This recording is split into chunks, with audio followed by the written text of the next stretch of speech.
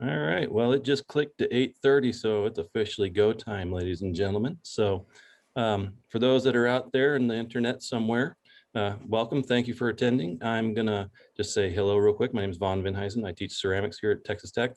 I'm gonna turn it over to Dane Webster, our new director here at the School of Art. And without further ado, sir, I'll turn it over to you. Okay. Hello, everyone. Let me see if I can play within the window.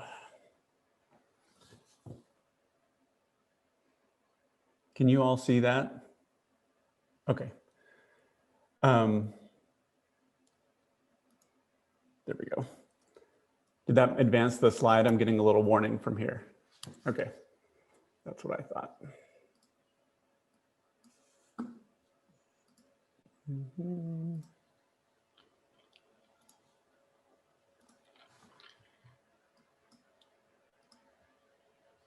All right, now you can see that.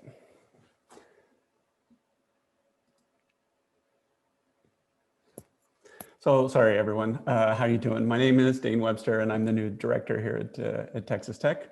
I was at the University of Colorado for a few years running their animation program and suffering as the associate dean. And before that, I was at Virginia Tech. So I'm very excited to be here and such a great group of faculty and some wonderful programs. So thank you for joining us for this presentation. It's kind of covered and my cursor has gone away, but every 15 minutes we have some presentations for you all today, starting with art education through art history, graphic design, painting, photography, printmaking, transmedia, jewelry design, and metalsmithing. Rob, we got to shorten that name, sculpture and ceramics. So, you know, as you're, please, we would love for you to hang out the whole entire time. But if you need to, you know, feel free to pop in and out for the various sections based on your interests in our programs here. So I just wanted to take a minute and show a few images. You know, part of this is I get this opportunity as a new director to both talk about what I know we have, but also because I'm new, part of my thoughts and feelings are about what I found out, right? I'm almost investigating this a very amazing program that I now get to lead. And there are a couple of things that I wanted to highlight. And so I think one thing is that there's a breadth within our existing programs and also a desire maybe even to stretch that a little bit further. So I've got two images here. You can see this very hands-on, and boy, do we have hands-on here at the School of Art. Students really get to access materials, but we also have students exploring kind of new technologies. This is from a multimedia class actually over in the sculpture area with a student exploring projection mapping in one of the studio spaces. So I wanted to highlight these kind of ranges of things that we do within the program here. You know, I was looking through some of the promo images that we have that were kind of handed off to me, and it was just interesting that we have students wearing goggles, one for safety because of the materials that they're using, and another student using goggles of all things to do virtual painting. So the student is in the transmedia area using these devices with his hands to draw this Van Gogh painting, right? So again, this kind of range of artistic expression and outputs that we would see within the program. And again, another one here, again, very hands-on within our ceramics area. I love this photograph that was done for us. And then this other image here of a student work. And I don't know if Cody wants to jump in here about this, but I can't remember exactly where Cody told me that file came from of this pig and the little piglets here, but you can see the striations on it. So they're using prototyping machines. I think it's very interesting to see the little striations that happen from the hand of the student with the ceramics work. We see all those little layers within that medium. And then we see you know, a totally different process, but a same kind of evidence of mark, I guess, within that, which I find fascinating. I will say that we have incredibly dedicated faculty here at the School of Art. I know some of you probably are here to Lubbock and maybe have had a chance to visit what we have here and meet some of these people, but if not, great faculty wanting to be very hands-on working with students. Our class sizes are fantastic. so that students get a lot of one-on-one attention. Somehow I think these two faculty know each other. And then again, we talk about the facilities and the materials. And the other thing I wanted to mention too is my hope is that what I'm about to tell you doesn't have as much relevance if, you know, some of you are seniors and thinking of coming here in the fall, or, you know, if some of you are, you know, 8th, 9th, 10th, 11th graders, I don't know who all we might have. But hopefully we're all back in person in the fall, or at least leading more to that. But we have not given up because of COVID. We're trying new things. So we see these photographs that were done before COVID. And so we have one of our professors, Rob, doing Rob Glover, doing this demonstration. And because of COVID and the need to distance and that, they researched, he worked with some of his grad students to put little GoPro cameras in that space. And we have a television monitor up above so that students don't have to lean in, right, to see this demonstration. And not only is it an effective way to do the, to deal with COVID, this is something Rob will probably continue to do because it's a great way to demonstrate where students maybe can see a little clearly because of his use of this technology and put it up on this big television screen. The same thing, we have a student, I believe this is a Transmedia lab, but we have configured things so that students can, from home, log into the computers in the labs to access software or what the computers. So we've done our best to adapt to COVID, and I think we'll learn from those things and implement them once COVID's over. But I hope we don't have to do too much more COVID stuff by the time we get to the fall. If you're from Lubbock, you certainly know, and this was a great joy to see how vibrant our arts community is in the downtown area with Luca and Cass in the First Friday Art Trail. Again, we just need COVID get over so we can get back to experiencing this. I want to sit down and have a taco from one of those food trucks and get to experience some art and some music down there. I think that would be amazing. But if you're just outside Lubbock, I don't know who all we have. I mean, what a great event and a great resource for us within our art program. So students with these facilities, I just wanted to show a few more pictures related to this. Students working together collaboratively in these spaces, right? And kind of finding yourself within these art programs. So, you know, a lot of the pictures I have kind of lean towards the studio side, but I want you to realize that we have a full complement of programs here. So we have a Bachelor's of Art within our art history. We have kind of an interdisciplinary art BA where you kind of build the degree. I'm looking at Shannon leaning in, so I'm hoping I didn't misspell something as I was putting something together. So we have a Bachelor of Fine Arts, a graphic design, the studio arts program, and we have art education. And art education so you have little specializations within those areas, right?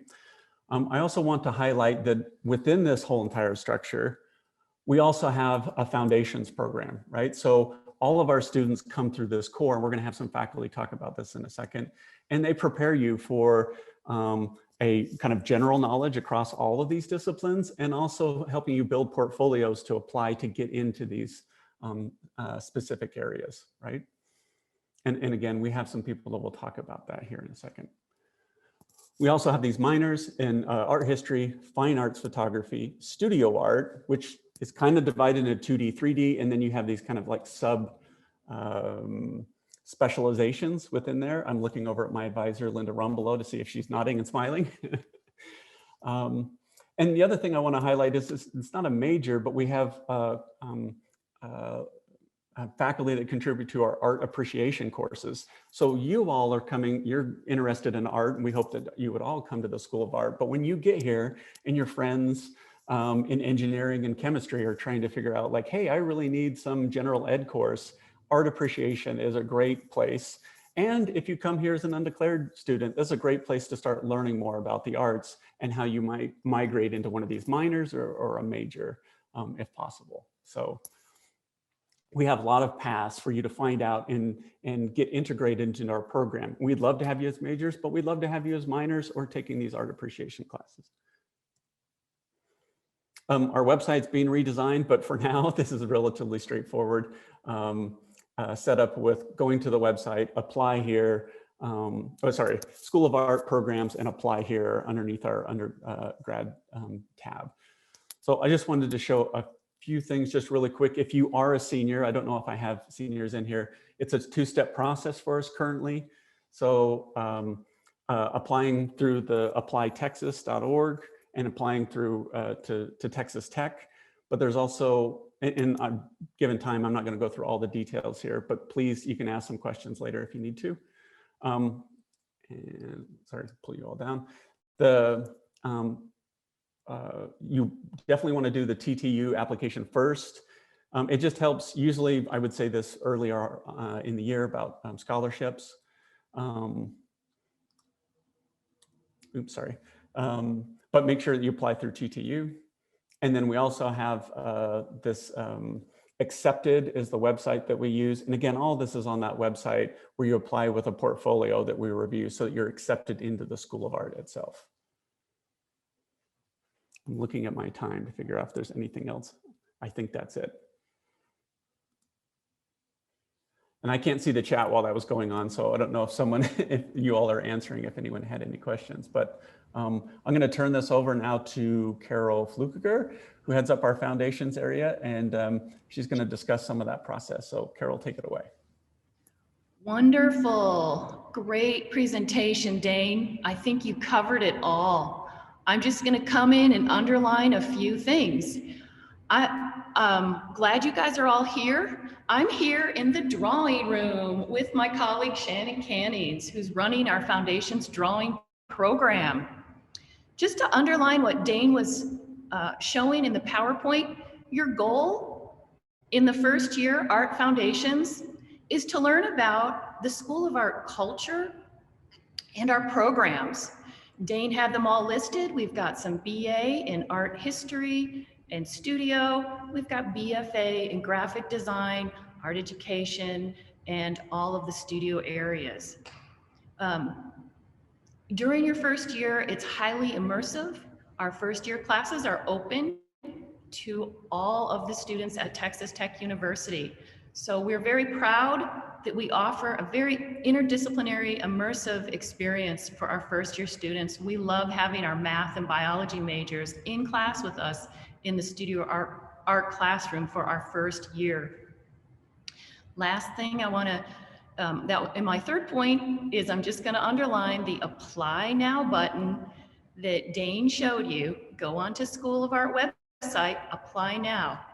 We are looking at applications 12 months out of the year. So there's no deadline on applying, but we want to offer that February 1st is a special deadline because that's the time when we start allotting scholarships.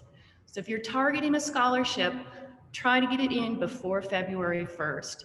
Otherwise, we'll take you anytime. We'll keep looking at those all the time. We love looking at those applications. We learn as much about you and it makes us think about our program and who you are. So we want to see those. We love looking at those. It is a mixed bag. It's really fun. I want to just kind of open it up to Shannon to say a few words about drawing. Okay. As we're in the classroom here. Hi, guys. We actually have several drawing classrooms that are all connected and they serve different purposes, but all of them are at the beginning all teach sort of fundamental drawing. And so you learn a lot of black and white and observational drawing. And then you get to the good stuff, in my opinion, where you get to deal with color. And so as you can see behind us, we're dealing in this still life with light color as opposed to local color. So ask your teachers if you don't know the difference between those, or you'll learn it when you get here. So. Thanks, Shannon. That's all I have. I think Travis, I'm going to pass it off to Travis, who's got some more information about the sense of our first year program. Hello, everyone. Thank you. My name is Travis Neal, and I'm an assistant professor of art in the Foundations program. Like Carol and Dane said, our Foundations program encompasses your first year of study. And the Foundations year is a year of discovery. From the first day that you enter into our program, you'll be immersed in a transformative and intellectually rigorous studio-based experience in the fundamentals of art and design. And our faculty work closely with students to emphasize critical thinking and independent learning. And the projects that you make in your first year will encourage exploration and creative risk-taking. So I took some time this week to sit down and talk with some current first-year students about their experiences in our Foundations program. And I made a short video of our conversations. So I'm going to share my screen now, and we're going to take a look at what our students have to say about what they're making and thinking about in their first year.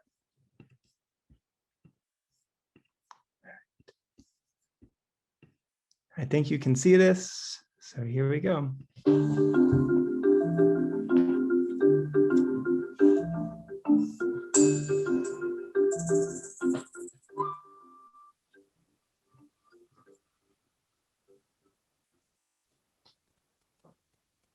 Hi, welcome to our studio visits. Let's get started with some questions.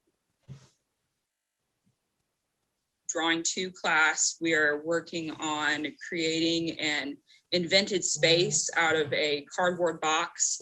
We put items in it that we feel suit the space, cut holes into the box to make the appropriate lighting that we feel is fits. And we're going to make a black and white chiaroscuro drawing. I wrote a visual analysis essay over Duccio's Maesta, which is at the Cathedral of Siena, and it's just this like giant altarpiece. And there's so many different aspects of it, and you can talk about it. People could probably do a whole semester class or a whole year class on it. It's so detailed. The most meaningful work I've done is my 3D design class. We just finished our second sculpture made out of cardboard, which was very challenging, but probably one of my favorite pieces I've done this year. Not only did the assignment pose like a physical challenge with learning how to score, learning how to work in a 3-dimensional space, but also conceptually. I think that the message I wanted to convey is something that needs to be talked about more. And so the execution and craftsmanship was something that was very challenging for me. What inspired the work was definitely some of the artists we talked about in the lecture, Valley X work being one of them. And I think her work kind of opened up a new light in that we can talk about these things, or we can make projects and art that opens the discussion to talk about these difficult things. And it's okay to create art that makes people uncomfortable. I would definitely say if you're passionate about artwork, make sure to show it, and show it in the work that you choose to represent you. My biggest tip would probably be just like be honest and passionate in it, you know, because you're applying because you love some type of art form or because you are passionate about it. And so show that like in your application and it'll be great. Some things I would suggest is just to keep an open mind. I think a lot of times, I know when I was applying, I felt super intimidating, having no experience in fine art and feeling like, well, I'm really good at graphic design, but I'm not so good at these foundation classes like drawing and doing charcoal. So like maybe I won't get accepted into the program, but I think it's really important to remember that the environment, the students here, the professors are just trying to make you a better artist, and they're trying to make you a better creator. Okay. All right, that's what I got for you. Thank you. So Vaughn, is okay if I jump in real quick here? Go for I it. just wanted to follow up on something that was said in the video by those amazing students. But the one student talking about kind of being afraid of one thing or the other, I think it's important, and it's hard in a little quick, summary of the department to cover the scope of it. But there's a lot of different skill sets. I mean, I think sometimes we think that art means drawing, and drawing is foundational to what we do. But we have art historians, we have graphic designers, we have, I think more it's about kind of creativity and thought process and critical thinking, and how we apply those to a range of different things. That has certainly visuals maybe at the center of that. The foundation area is very important because it helps us build all these skills about observation. Even if you're not great at drawing by the time you're done with drawing, you learn how to observe and how to look at things. It's almost like meditation about actually seeing the world in front of you. And those skills relate to maybe graphic design as you go into ideation and how you think about, logos and design mark and that. So I'm always conscious of making sure that, students understand there's maybe a preconceived idea of like what art is or what skill you have to have coming in. And I would just say there's so many ways for you to apply your interest in an area like this across this full range. So I just wanted to clarify. It was the students. Congratulations, Travis. Those are great students. I love their comments. Can I say something? Hi, I'm Linda Rumbelow. I'm the academic advisor. One of my favorite parts about all of our art programs is that you have to take a little bit of everything. So, which most people love. There are some students that are just like, I'm a painter, all I want to do is paint. But you have to take a few of some of the other classes, and I think everything works together. And you can see how when you take your 3D classes, how it can change how you produce your 2D works. So that's also a good part about not having to decide exactly what you want as soon as you walk through the door. You have to take a little bit of everything. So everything you take pretty much will count towards your degree. And then when you choose your area, all of those classes will work together and just make you a stronger artist in your chosen area.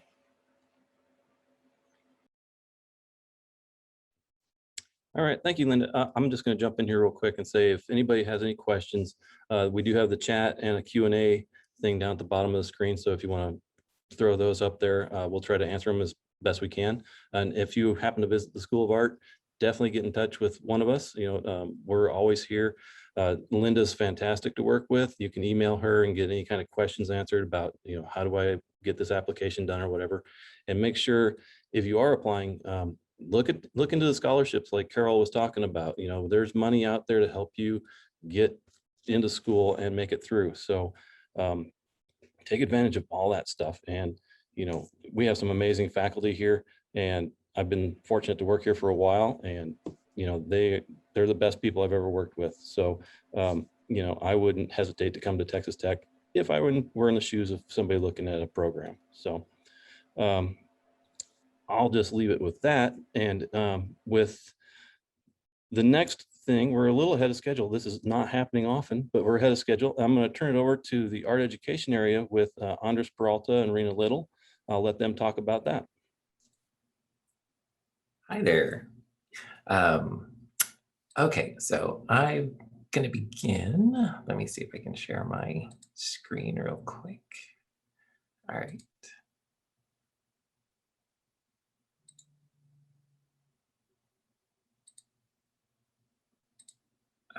Is it working? All right. So in art education, we begin with ideas.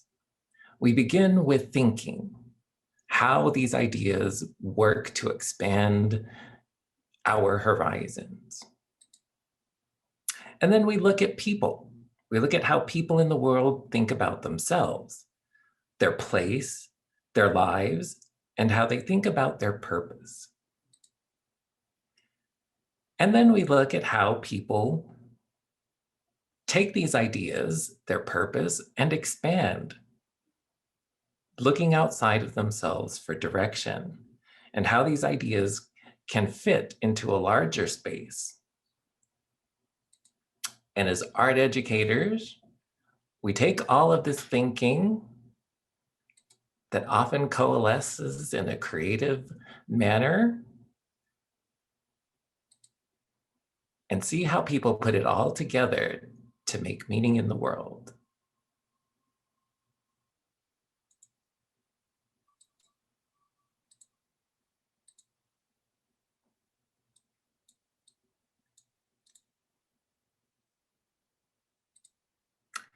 I am Andres Peralta, and my colleague is Dr. Rena Little.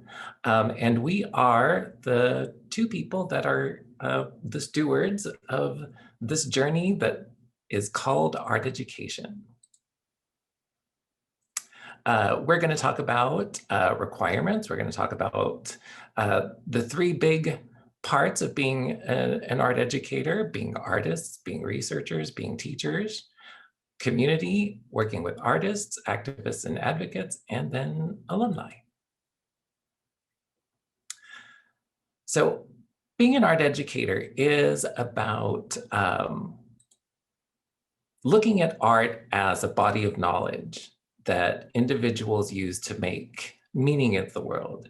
When I talked about thinking and I talked about people thinking about their place and then using that to expand into a larger horizon, for us, art is that vehicle that helps us understand how people understand themselves and how they understand their place in the world, and then how other people understand their place in the world and how it all works together to coalesce into this beautiful thing that we call planet Earth.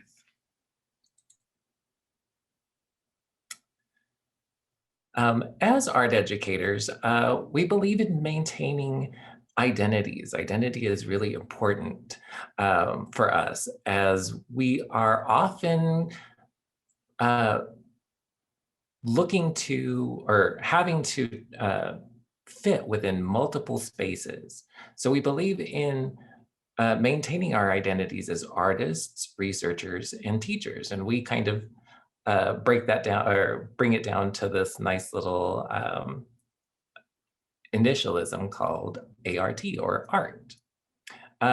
For us, we cultivate arts-based research. And so what that means is that we use art in all of our thinking processes. Art is lovingly termed as the mothership that takes us to all of these fantastic places.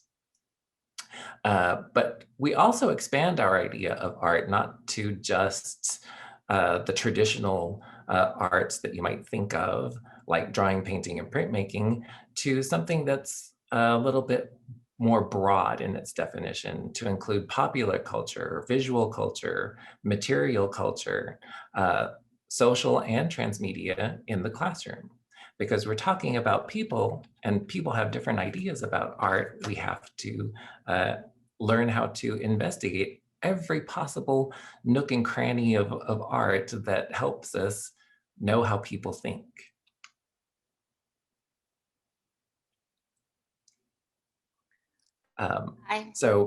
Go ahead. I'm just going to go over the requirements. My name is Rena Little. I am Dr. Peralta's colleague in art education. The BFA requirements include university core curriculum, which is 41 credit hours, art foundations, the stuff that Shannon and Carol were talking, and Neil were talking about, 22 credit hours, art education and College of Education. We have 21 credit hours there. Studio arts, 30 credit hours, advanced art history, 3 credit hours, and student teaching, 6 credit hours.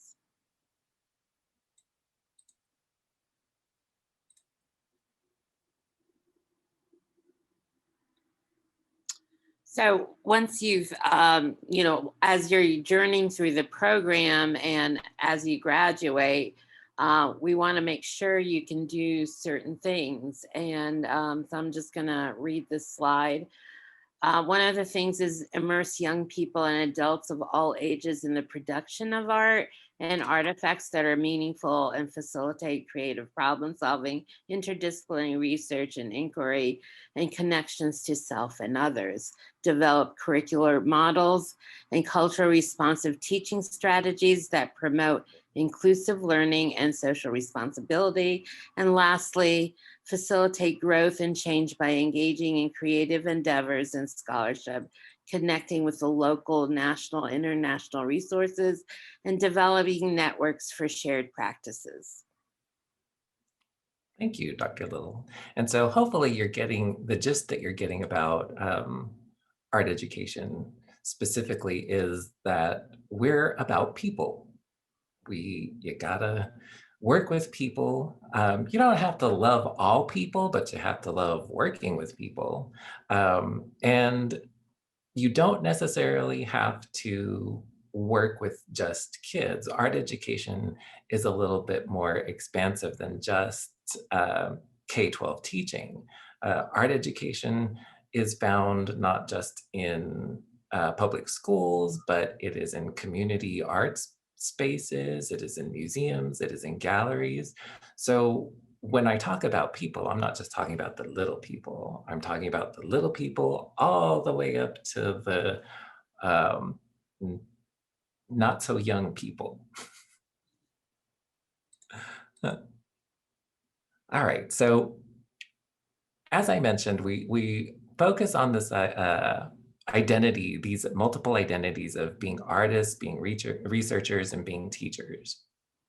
So for us, being artists is mostly about investigating contemporary, socially engaged art. Okay, so what, again, the emphasis on people, meaning how art works in the world, that art isn't just a vacuum. And talking about how people think and work with art allows us to engage with art in place, art about culture, art about identity, art about community, art in many, many various forms. Okay, so these are some examples of some of the work that some of our art education students have done for not just their studio classes, but in their art education classes, because we believe it's important to always cultivate these multiple identities. And because art is the mothership, we use art in our curriculum or in constructing curriculum. I wanted to show you an example of one of our students' pieces that utilizes, we teach students how to be innovative, how to work with what they've got. And so this is an example of an art piece talking about identity, talking about the self, talking about how this student thinks about the world and their place in the world using nothing but PowerPoint.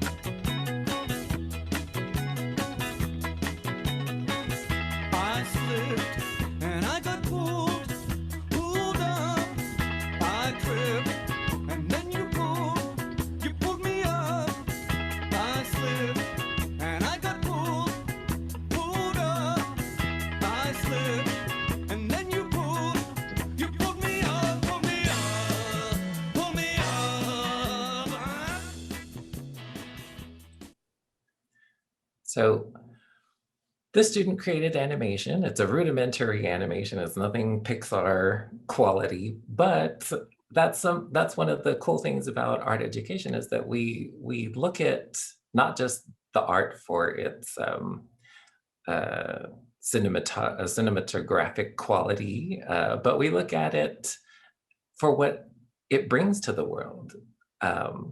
We know more about this person through their artwork. Oops, sorry.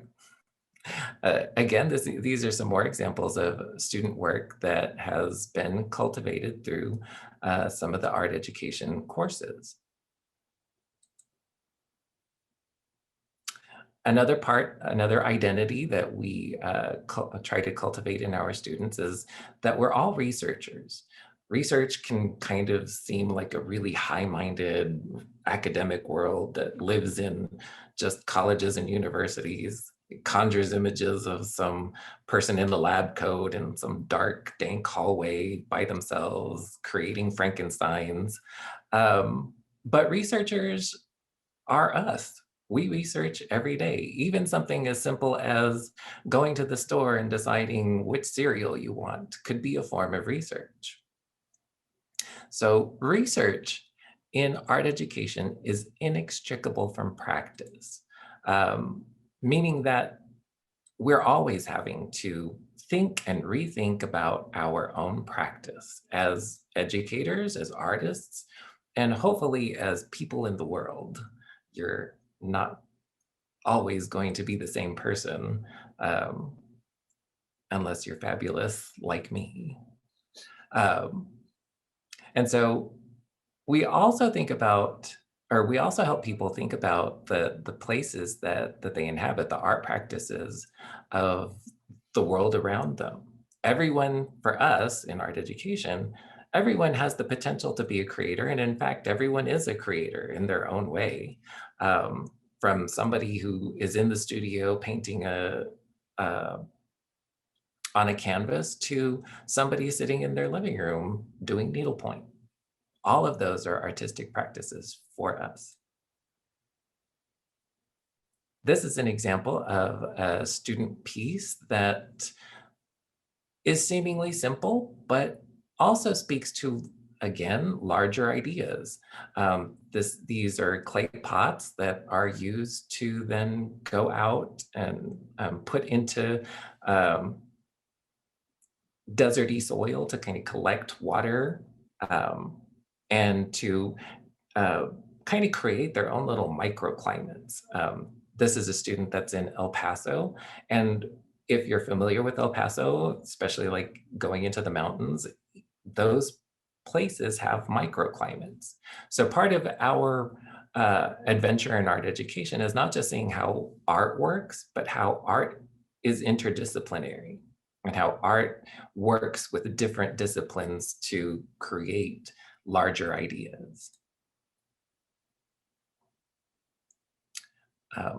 Here is another example of how we do research. Research can take on the form of just planning a project, planning your ideas. Many artists do this for themselves whenever they are planning a piece or a body of work that they're going to do. They don't just like sit at the canvas one day and start painting or sit at the wheel and start throwing, although some might. If they want to have meaningful artwork, or they have an idea that they want to explore through their artwork, they plan it out, they research, they look at how other artists have managed to solve the same problem that they have. And that's kind of one of the ways to think about research and art education, is thinking about solving problems and using art as one of the ways to solve that problem. Being teachers, teachers, educators, even in terms of thinking about everybody has the potential to be creative, everyone is an artist, everyone is a teacher. If you think about it, you were being taught before you even went to formal school. Like when you were a kid, you were taught how to eat, how to talk, how to go to the bathroom. Those are all things that your teachers, your first teachers, your parental figures, the adults in your life, helped educate you about. And so for us, being an educator is more than just teaching in a public school. It's about life, it's about the environment, it's about how even something as mundane as that commercial on television, how that teaches you some things about yourself and about the world that you're living in. Our program, as I mentioned before, it's not just about K-12 teaching. It helps you learn how to create educational moments and how to teach in spaces outside of a K-12 space, like a museum or a community space. And if you think about it, even artists kind of teach people about their work. You know, they teach people what their work means to them, or how their work has been, how their work has manifested. So we're all teachers in a certain way.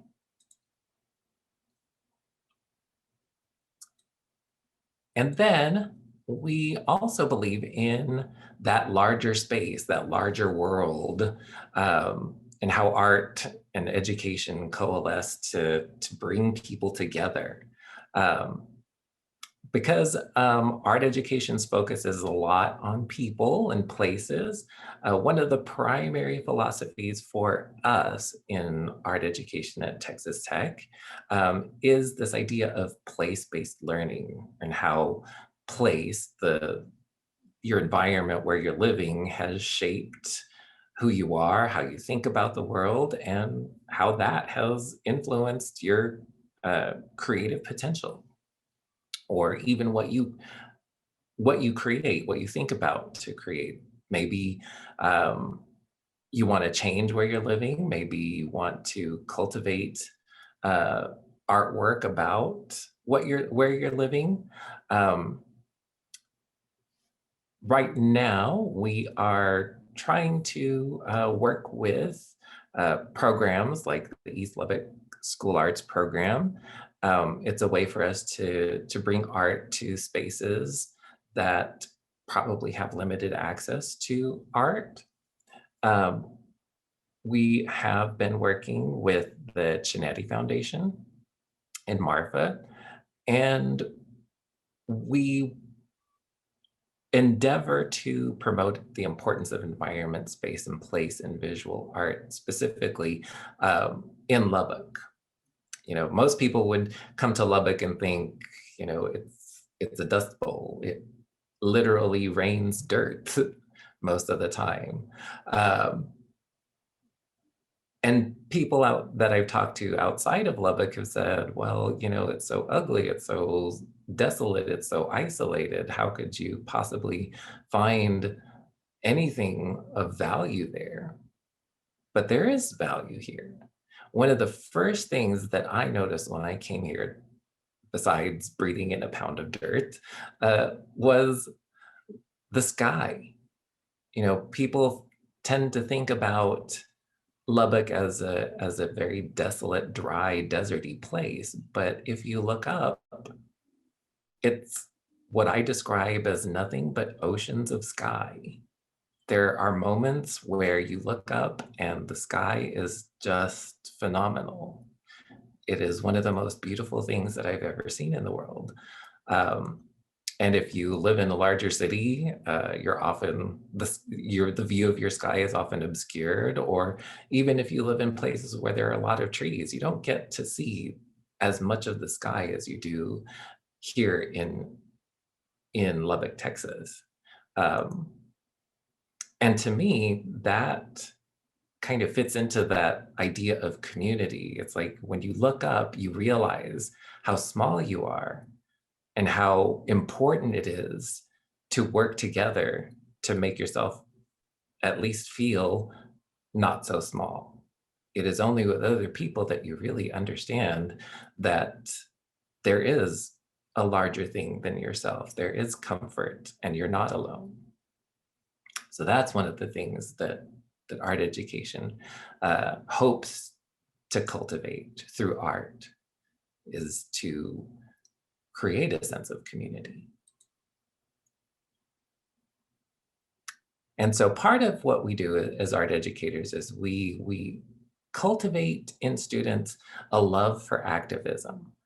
We want to not just cultivate artists and teachers and thinkers, but we want you to do something with them.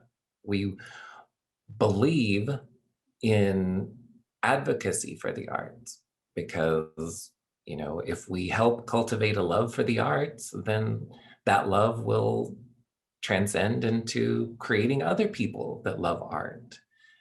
And for us, that's all that we want. We want people that think about art as an important part of life that is necessary.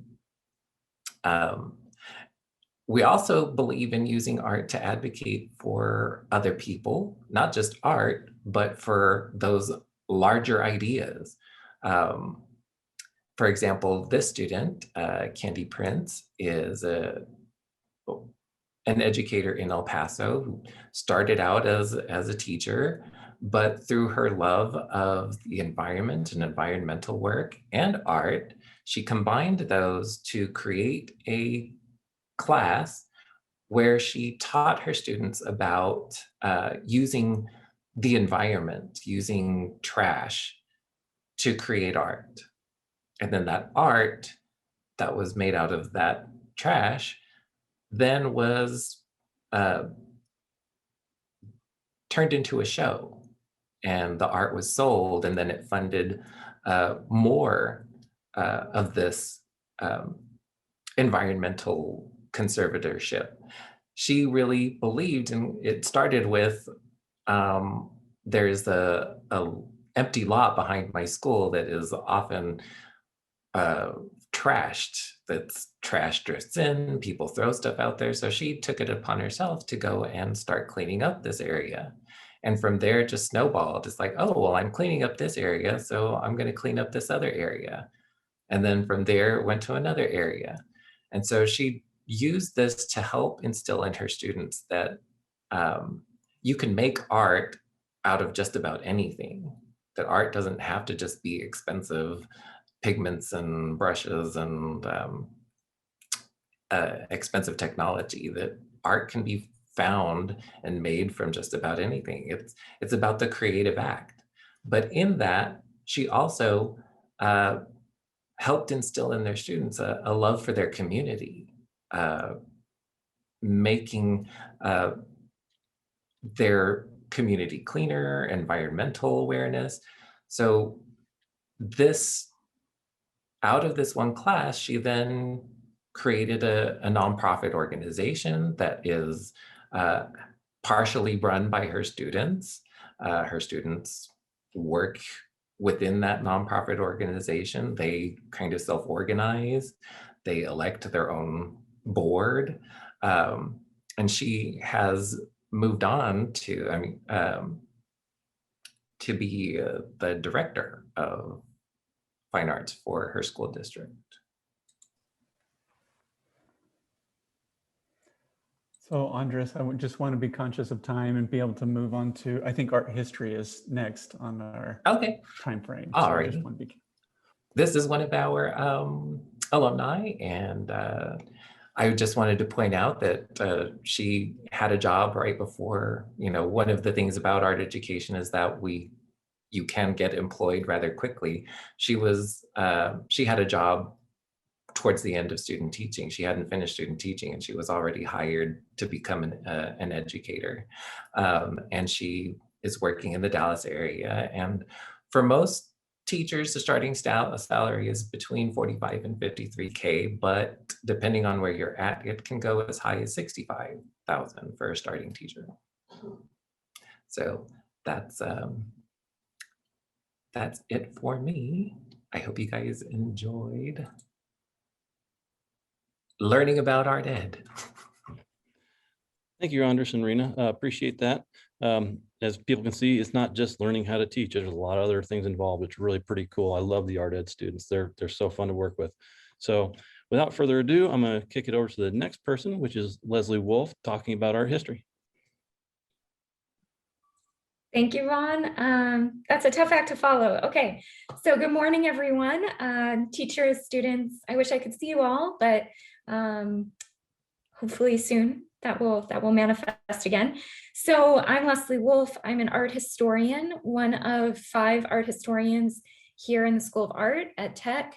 And I am here to share a little bit about our program. I'm going to just say a few brief words about art history. And then I have a couple of short videos that I want to share with you so you can hear from the faculty and from students. So let me share. I'm going to share our screen. You have to watch my share screen face, right? So why art history, right? So I'm fairly new here. I came in the fall of 2019. I specialize in the arts of the Americas and Latinx and Latin American art and art history. And I just want to reiterate what Dane said earlier, which is that so much of what we do in the School of Art is about crossing boundaries. It's about interdisciplinary work. And so what we do in the art history area, so much of it touches on what you just heard about from Andres with the art education program. And I have some really cool stuff in the works with Travis Neal and Foundations. So when you come here, we have some cool programming, exhibition programming that we're going to try out next year. And so there's a lot of making that happens in my art history classes. So I just want to make that clear that, you know, there's a lot of different ways that creativity happens, as Dane said. So art history is really about putting together the pieces that are behind the material, the visual, and the social and political aspects of art, right? So we're thinking about how to read artworks in multiple ways. So we do that in an array of classes. We have courses on medieval manuscripts, and you get to see medieval manuscripts in person, which is really cool. There's courses on Italian architecture, the Renaissance and Baroque, French painting, the Black Atlantic, contemporary animation. I taught a course last year on foodways, on art and food, and students produce cookbooks as their final projects. We also have had students produce animation. So there's all kinds of creative ways in which art history manifests in the School of Art, which is something that I think is really unique and fun about art history at Tech. It's something that I really haven't seen in other programs, that amount of making, and it's because we have so many artists who are in our classes. So for me, that's a really exciting component. Whatever you do in the School of Art, I will see you, because every student in the School of Art comes through art history courses. So if you decide that you are interested in art history, you can major in art history and receive a BA. You can also minor in art history. Both of these experiences will allow you to take a wide range of these courses. And if you major in art history, one thing that you get to do is you get to pick out which area you're most passionate about and pick an advisor, and you get to write a senior thesis at the end of your time, which is something that might sound kind of like, whoa, kind of overwhelming, but it's actually a really amazing opportunity for you in your undergraduate career to get to lay claim to some part of the art world that you really make your own. And so it's a really wonderful opportunity that we offer here. There's also internships, and we just started up a new internship program with Luca, the Contemporary Art Space, here in Lubbock. And we have our first intern, who you'll hear from in a moment, and she's really enjoying it, and it's great professional experience. It's a very cozy department. We have study abroad trips. Our medievalist, Janice Elliott, offers trips to Italy regularly. I am also putting together trips to Latin America, and specifically, I think my Costa Rica program will be ready for those of you who are joining us soon. So there's a lot of exciting things that we have in the works here. what would you do? I'm going to skip over this. What would you do with an art history degree, right? Like, why? Yeah. Because it's great, because you can do many things. You can be a curator, and I curate in addition to teaching. I've worked in museums. I've worked in various departments in museums. There's always art history majors in every department of a museum, whether it's in development, whether you are working for the director, whether you are a curator or working with the collection or as a docent. All of those people studied art history. So it has a lot of utility if you're interested in museums and galleries. There's a way in which art history also teaches you to be a really keen reader and writer. We emphasize that a lot. And so it sets you up for a lot of success in many different fields. I also just want to, just mention that if you have any questions, please feel free to put them in the Q&A or in the chat, and I would be very happy to answer them. If you're like, you know, how much writing do I have to do in art history? Let me know. So you can do a lot with an art history degree. So now I want to pivot and just quickly share a little video that I made for you. Bear in mind, I am not an artist, but an art historian, right? So I will share with you this video that I made in order to give you some sense of the kind of work and the kind of voices that we have here in the department. We'll hear from the faculty first, from a few faculty members, and then I want to share with you just a couple of words from our really, really fabulous students. Oh, and before I do that, I also want to mention that we have the Tech Art History Society. I forgot to mention that. It's a really nice opportunity for students, specifically undergrad students. It's a student-led organization, and I am the co-advisor for that organization. And they take trips. You'll hear a little bit about that from the students. It's very cool. So without further ado, let me share my screen.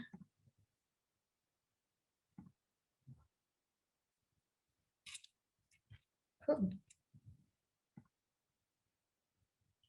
Let's see if this will work.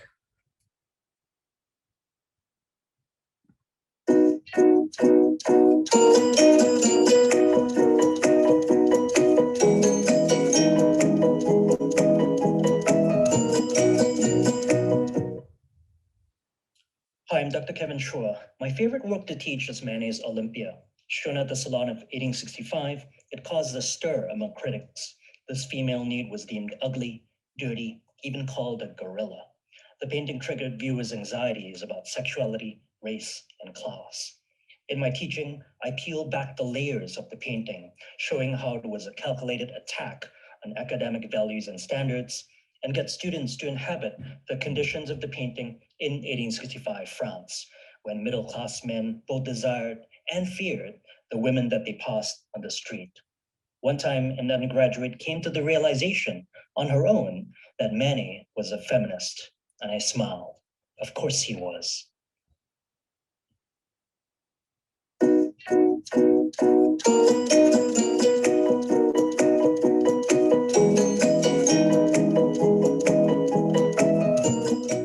Greetings. The work that I want to share with you today is Donatello's Bronze David. Aside from its intrinsic quality and importance, what I find most fascinating about the work is what we don't know. Certainly, by 1469, it was in the courtyard of the Palazzo Medici, and recently a scholar has rediscovered the column on which it once stood. That was inscribed with this statement, which you can clearly see is very political in nature. But I think it's useful to remember that this was inscribed on the column and not the statue itself. So numerous scholars have attempted to explain the imagery in the context of various sets of 15th century Florentine ideas and issues. And I wonder perhaps whether that statement was intended to fix meaning once this statue was to be seen in a semi-public location. Certainly, it would have been potentially subject to misunderstanding, and it advertised the Medici's wealth and status. A bronze statue, marble base, really would suggest that they lived in Roman imperial splendor. By 1459, we do have this rather snide remark that they lived in a palace worthy of kings. So it's a work that provides perhaps more questions than it does answers. And as such, I think we'll continue to engage scholars and students alike. Thanks for allowing me to share it with you. And I hope you enjoy the remainder of your virtual visit here today. Bye now.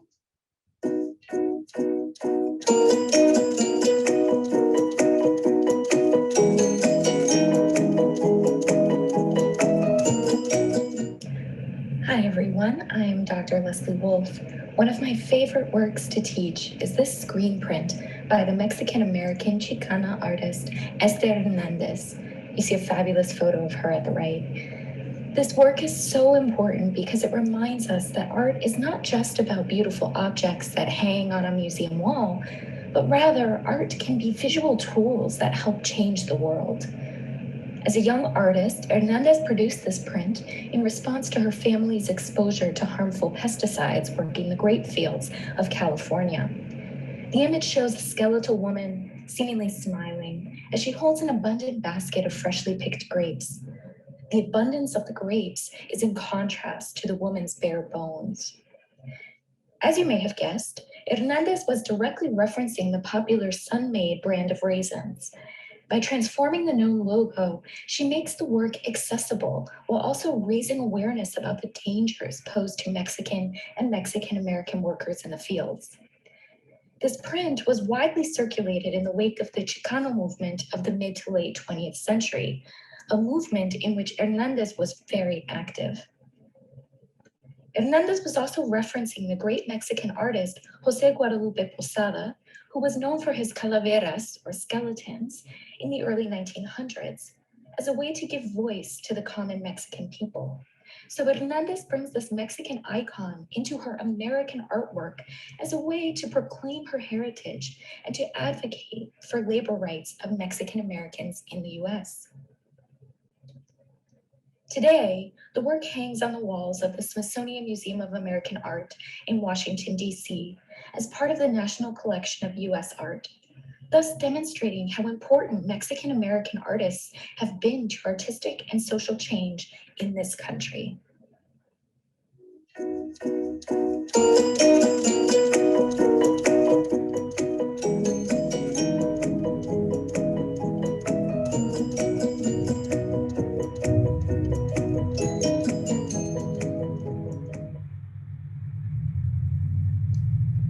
Okay, well, hopefully the sound was okay and you were able to hear some of that and pick up a little bit of an art history lesson for the morning.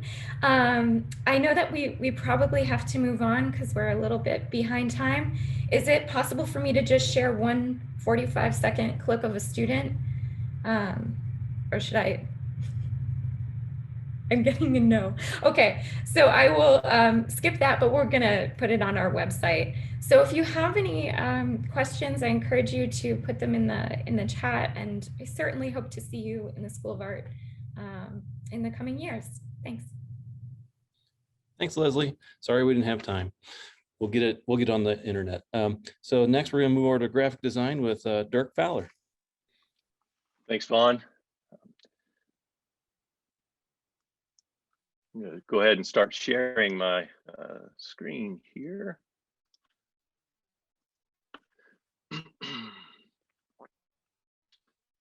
So I'm happy to speak to all of you today about graphic design. Welcome to our virtual open house. What is graphic design, right? Everybody knows what graphic design is, I think. Maybe they don't. I'm not sure that I did when I first became a graphic designer. There's a lot of options for a graphic designer. Mostly we're visual problem solvers. That can be almost any sort of media. We inform, we promote, sometimes we entertain, we try to engage and educate. It's very, there's a lot of, again, a lot of options. Designers are a special breed of thinkers, I think. We engage in the discussion and help define solutions to the problems faced by our clients. So that's something that sets graphic design apart. We're problem solvers, but most of the time we're trying to solve someone else's problem. We work with community organizations, researchers, scientists. Basically, graphic design is a collaborative process. We're always working with someone to help them find a solution to their problem. Ultimately, we hope to use graphic design to inspire and create change, and change for the better.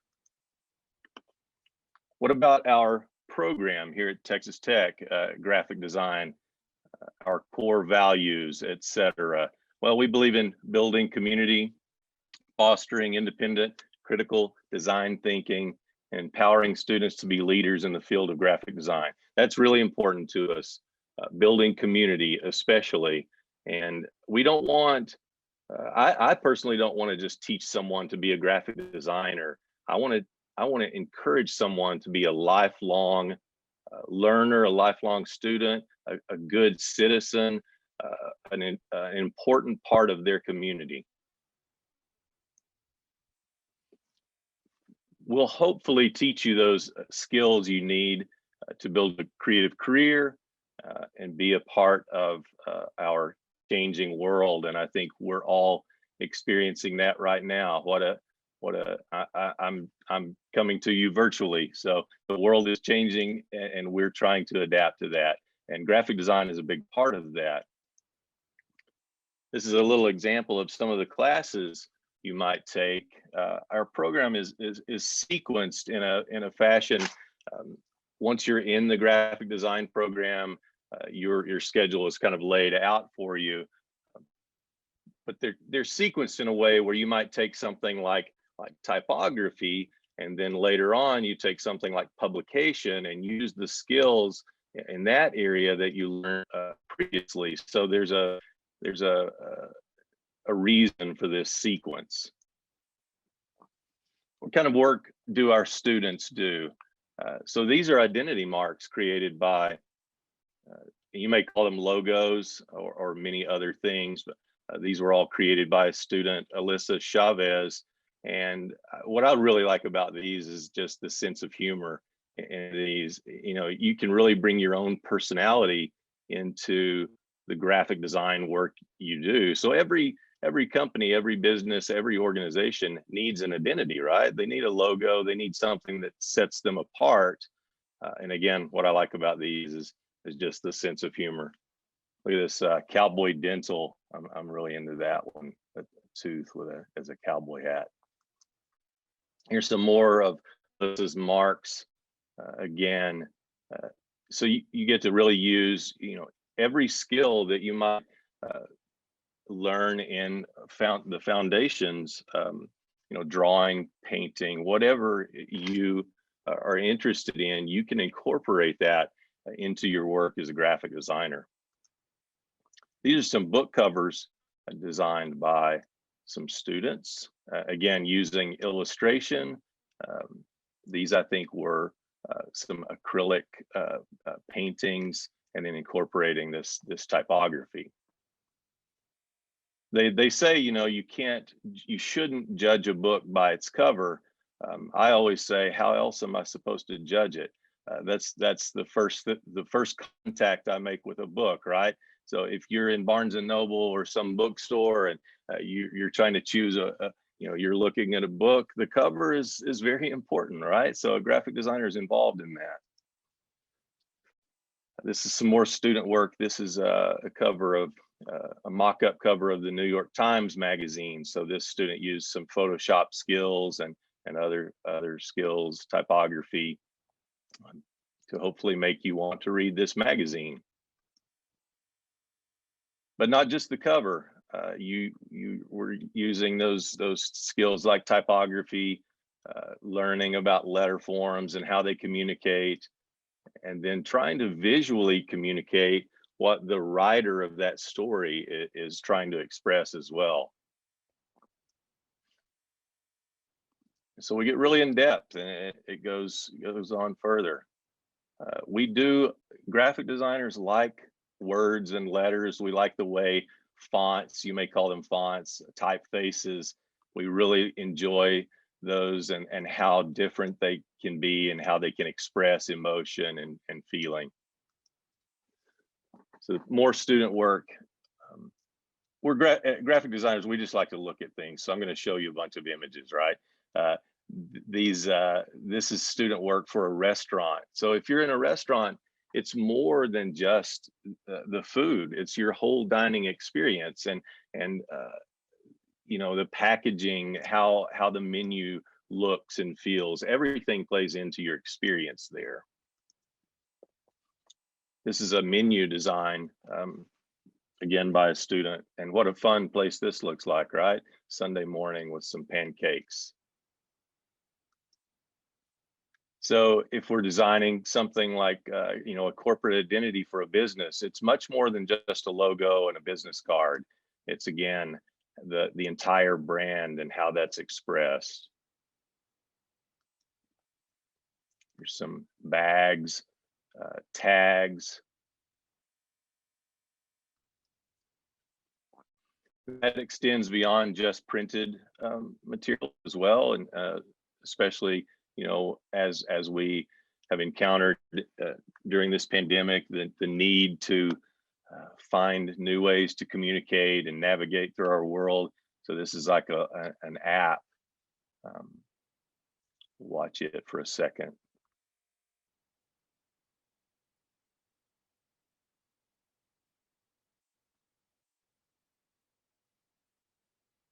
So you can see it's not just about the way it looks, but it's also about, you know, does it work? Does it help someone? Does it make your life easier?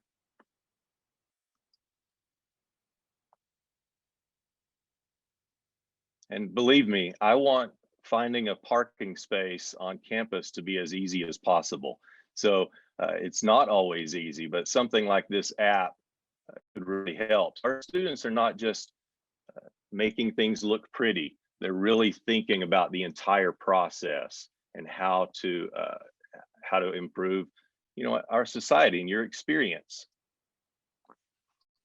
Our graduates, we prepare them to enter the competitive market, and it is a competitive field, but luckily there are plenty of jobs out there, and there's a lot you can do with a degree, an art degree, and especially here in graphic design. So where could I work if I was a graphic designer? You can work in design studios, advertising agencies, in-house corporate design studios, publishing companies, TV studios, social media, web, nonprofit. That could go on and on. I could keep listing things, but I won't. What would your job title be? It might be graphic designer, art director, UI, UX, user interface, user experience, brand designer, visual design manager, freelance, web designer, creative director, etc.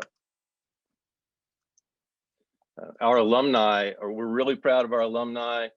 We think of our program as a launch pad.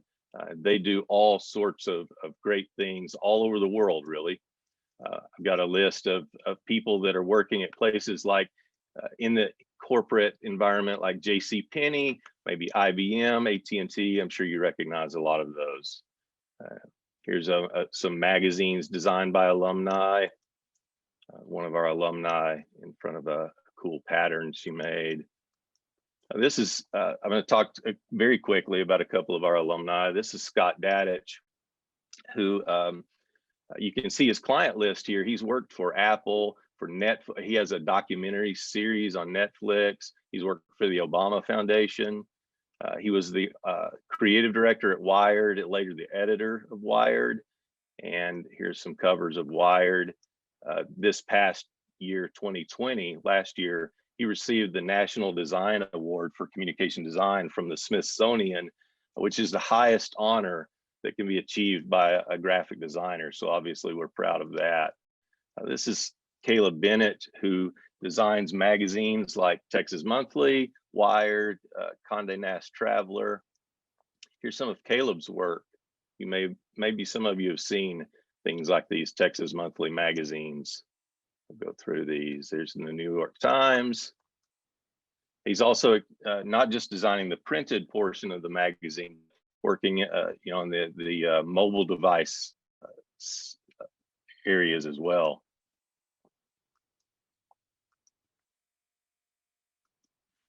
This is Shama Golden. Shama, you can see, has an extensive list of clients that she's worked with, from HBO to Red Bull. She is extremely talented, and she's really incorporated her background in painting and illustration, and she's bringing that into her design career. And she's become known for these animated. She takes 2D art and then it's animated, and they're really great things like this cat. Or she's also kind of in the forefront of using like mobile devices like the iPad for painting, and Apple. She's done a lot of work for Apple. I love these little kiwis moving. A little bit more of Shama's work.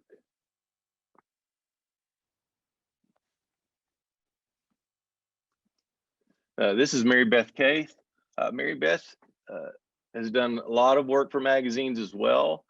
She's moved into photography.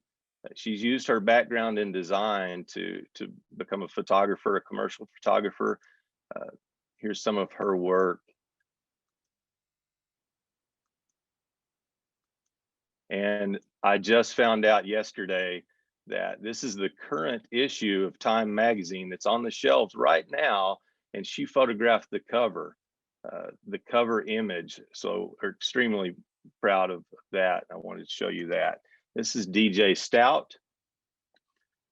DJ is a partner at Pentagram, and that's one of the world's largest independent design consultancies. He is by far the leader in the field of magazine design and publishing.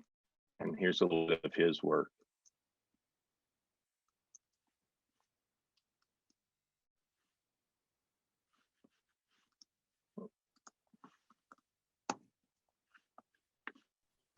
All right, thank you, Dirk. I assume you're done. Am I here still? You're still there.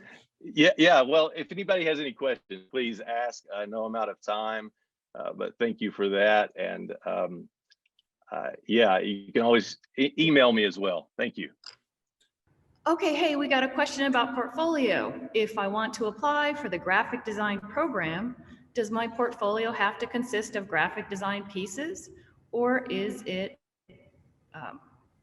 the portfolio combination of all the pieces that are done throughout the year in all art classes? Great question. Either. That's the short answer. And I want to answer that by saying we see so many different things. Remember the February 1st deadline? Think in terms of an award-winning portfolio. What's your best work? And what are you most interested in? We're learning about you. So you can be completely graphic design with your portfolio if you feel that's the best, or you can mix it up. And that portfolio only gets you into the School of Art. You will have to submit at the end of the spring a whole separate portfolio just for graphic design. So those are two different things. Thanks, Dirk. You can see that we have an awesome graphic design program. So without further ado, I'm going to throw it over to Guy Fremont in painting. Awesome. Thank you, Vaughn. All right, let me share this screen.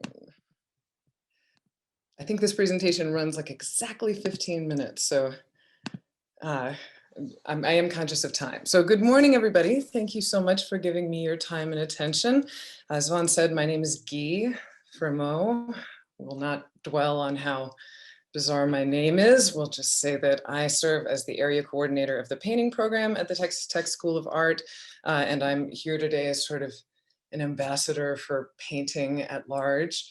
I have put together this PowerPoint in an effort to show you what's taking place in painting at Tech. I want to show you who we are, what and how we teach, the research that our students are undertaking, and the paths that lie ahead for them as they set out as professionals in the world. So painting is often regarded as kind of the gateway drug for all other forms of art. Part of that surely is because for many of us, coloring, like drawing pictures on paper, is one of the first encounters that we really have with art making, whether in our kindergarten classrooms or at the kitchen table. When we draw and paint as children, it comes from us instinctually. It's a way of speaking or thinking or remembering or imagining, and painting will always be that. Painting is also the gateway because it has maintained a seat at the fore of art history and world history for centuries.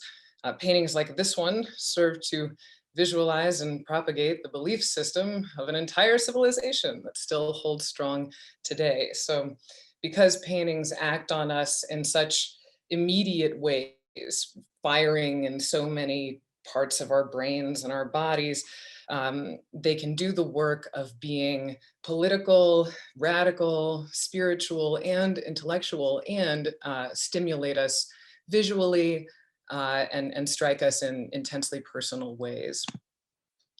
Painting is also the medium that has had a repeat crisis of identity for as long as it has been kind of the darling of art history. Painting is constantly shape-shifting and reevaluating itself. So even though, you know, Michelangelo and Leonardo and all the other Teenage Mutant Ninja Turtles established some very enduring conventions in painting that many artists still observe and apply today. At the same time, those conventions have been fervently questioned and actively defied ever since, which makes for a really exciting discipline. This is just a random smattering of paintings that came to mind when I was thinking about all the forms that painting might take. Painters have been coming up against questions about image, about sight, about material, about what is a canvas? Is it a window or is it an opaque surface, an object sitting with us in the room? Today, painting is not bound to being made from paint on canvas. It is understood as an expansive material and conceptual field.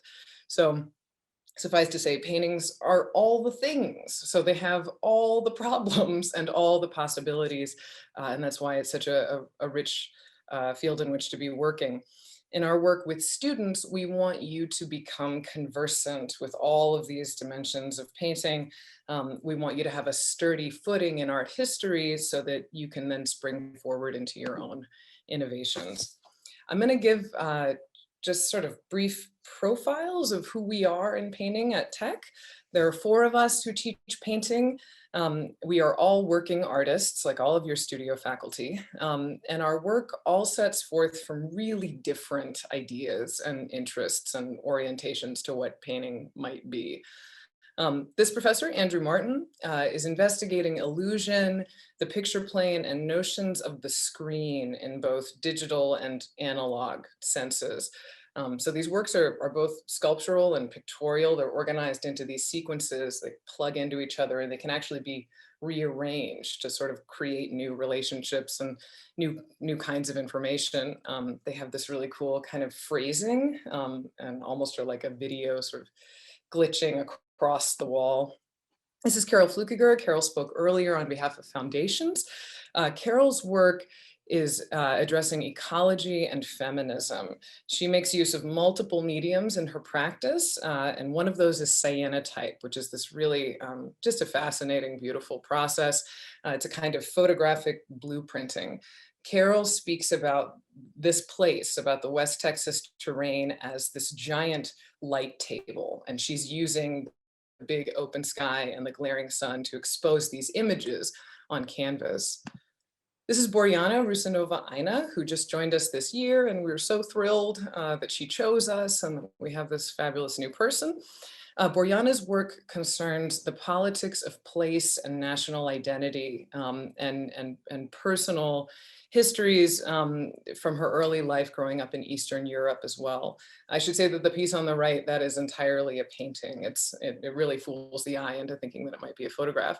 One of the coolest parts of Borjana's practice is that she actually builds 3-dimensional sort of maquettes or dioramas, these deeply layered collages, and then bases her paintings on those. So she has this kind of 3D sensibility. This is me. There's my whole name, which has a lot of letters that you don't say.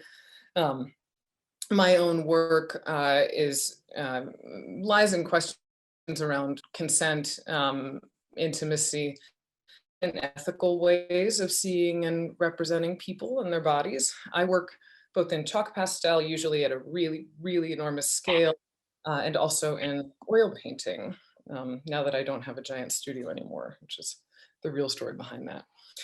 So Andrew, Carol, Borjana, and I mentor and instruct students through a very rigorous curriculum in painting. Step by step, sort of each one of these courses building upon the one before, we're trying to instill technical skill in our students and also teach them to think critically and conceptually in an artistic context. I'm going to just talk about some of the outcomes and the objectives of our courses, and we'll look at some student work and some demos. So we believe that you should come through the program equipped to paint anything you could ever want to paint. So in our introductory coursework, you become fluent in different painting mediums, from watercolor to acrylic to oil paint. You become agile, I think, in painting primarily through observational work at the beginning, so from painting from life. In this demo, Andrew Martin is painting a still life study in a monochromatic palette. He's using a big brush and he's working the brush really bravely. He's not hesitant, he's thoughtful, but he's really declarative in how he's applying the marks and building this picture. Our students learn to paint with that kind of conviction early on. And they build a relationship with paint and with painting through the execution of studies of that kind. A lot of what takes place in those beginning courses is also strongly moored in the foundational coursework that you do before you enter the painting classroom. Students also work from photograph. A milestone for our beginning oil painters is the execution of this gigantic painting, which we call the food painting, which is based on an image of gourmet food photography. You can imagine that that kind of source image presents limitless opportunities for problem solving, meaning that you're having to try and capture all different kinds of textures and surfaces and colors and forms. In this demo, I am teaching my students how to paint a self-portrait from life. So just looking in the mirror. So my face will come to appear maybe on that page there. This process is beginning reductively. So we have a thin wash of paint, we apply to the surface, and then we start pulling out the paint with a rag and start to kind of pull the portrait through. And then we continue to construct it with additive marks. In our work with students on the portrayal of the human figure, we not only study the anatomical structures of the face and the body, but we really study the psychology of these images, the social impact of images of people, and sort of what's at stake when we put pictures of people into the world.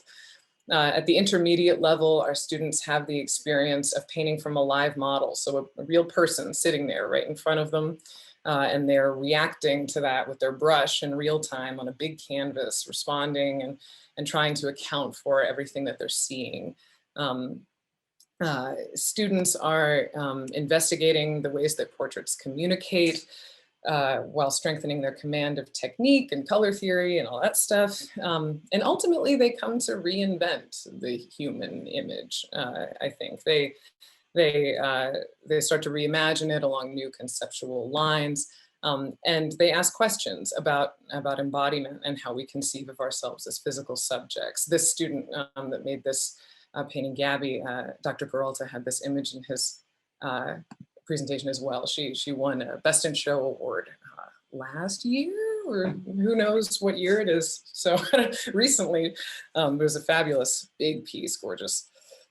So students apply all of that skill in figurative painting to make all kinds of personal testimonies, to respond to social issues, and to generally try to sort of reshape the ways that we see the body in space.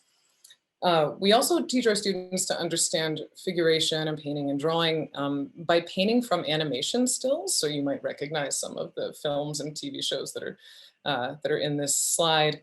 In cartoons, of course, everything is distilled. All the visual information is distilled down to only the most essential parts, and makes all this really clever use of exaggeration and stylization and line.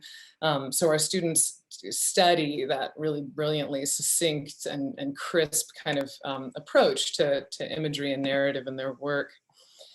In this demo, Borjana Rusinova Aina is building a collage, and she's going to use that collage as a reference for an acrylic painting. The collage itself is based on the idea of a homescape. So what she means is that she's culling imagery that for her represents her experience or memory of home, or a feeling of being at home. She then has the students make 2 different paintings based on a collage of their own making in response to this prompt. One of them is representational in style, and the other is semi-abstract.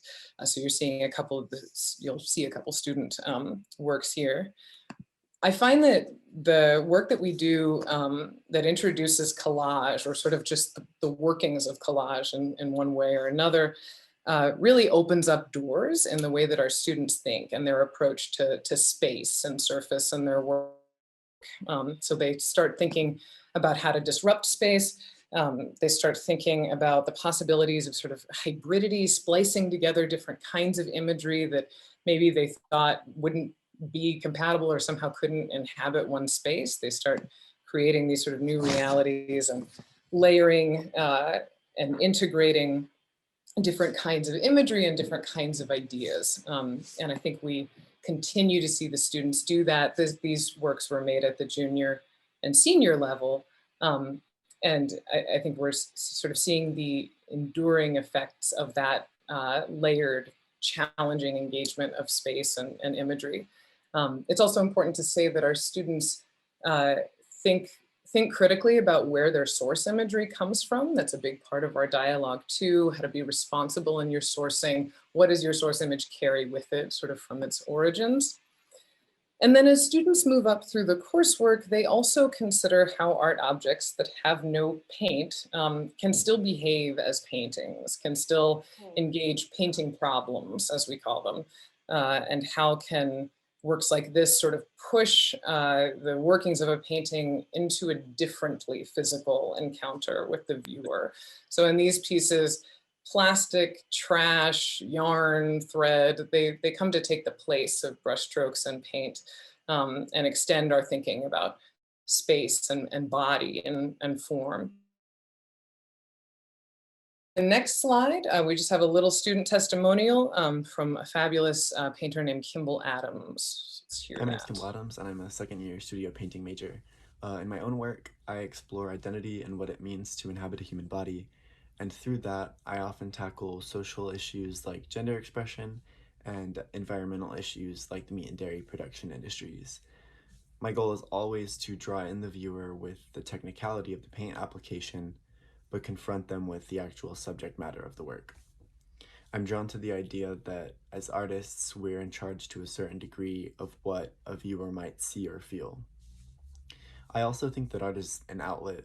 I like to think that a piece of me lives in every work I've created. Texas Tech has catapulted me into finding these niches in which I create my work. As a studio major, you're going to be in multiple studio classes not directly related to, hopefully, your painting concentration. These include classes focusing on drawing, ceramics, and even digital art. The professors are amazing at not only providing you with the skills that you need to succeed technically as an artist, but also allow you and push you to growing individually in your own practice.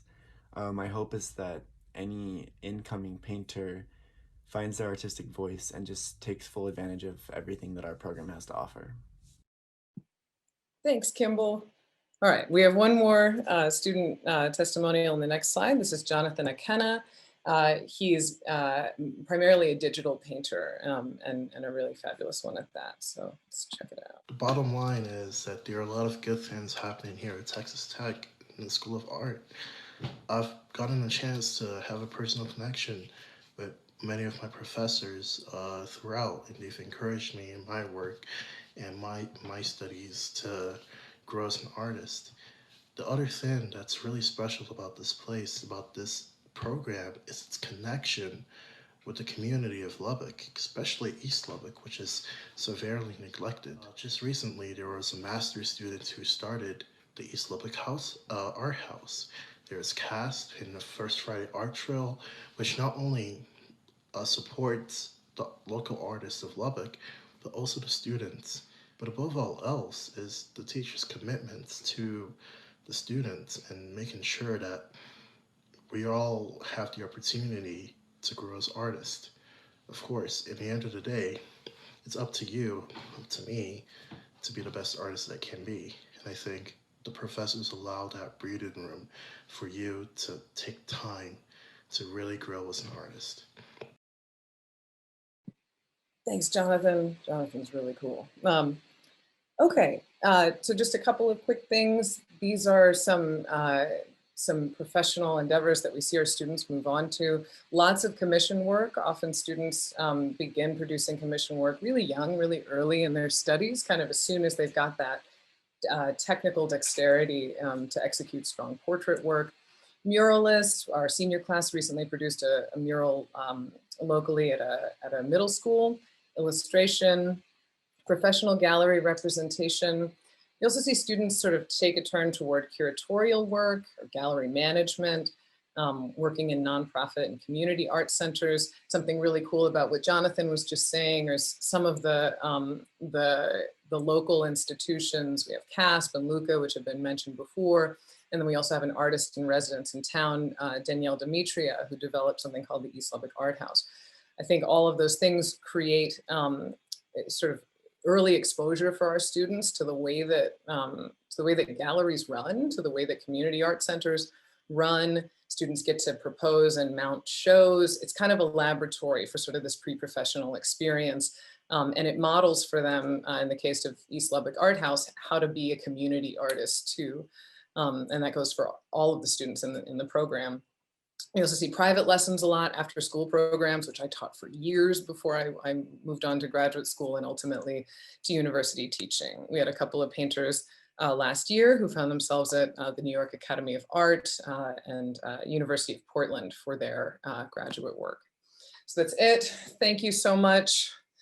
Get painting, email me. My name isn't that hard to spell. Vaughn will give everyone my email address. Thank you so much.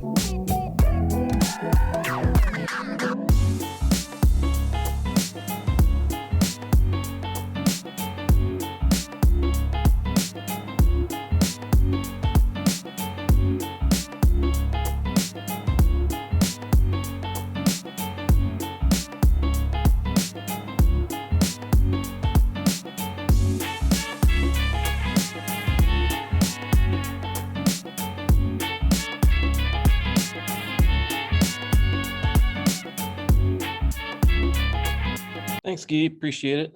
Yeah, I started out as a painter and turned into a ceramic person. So hey, things happen. So I'm gonna now give Robin Germany the floor for photography.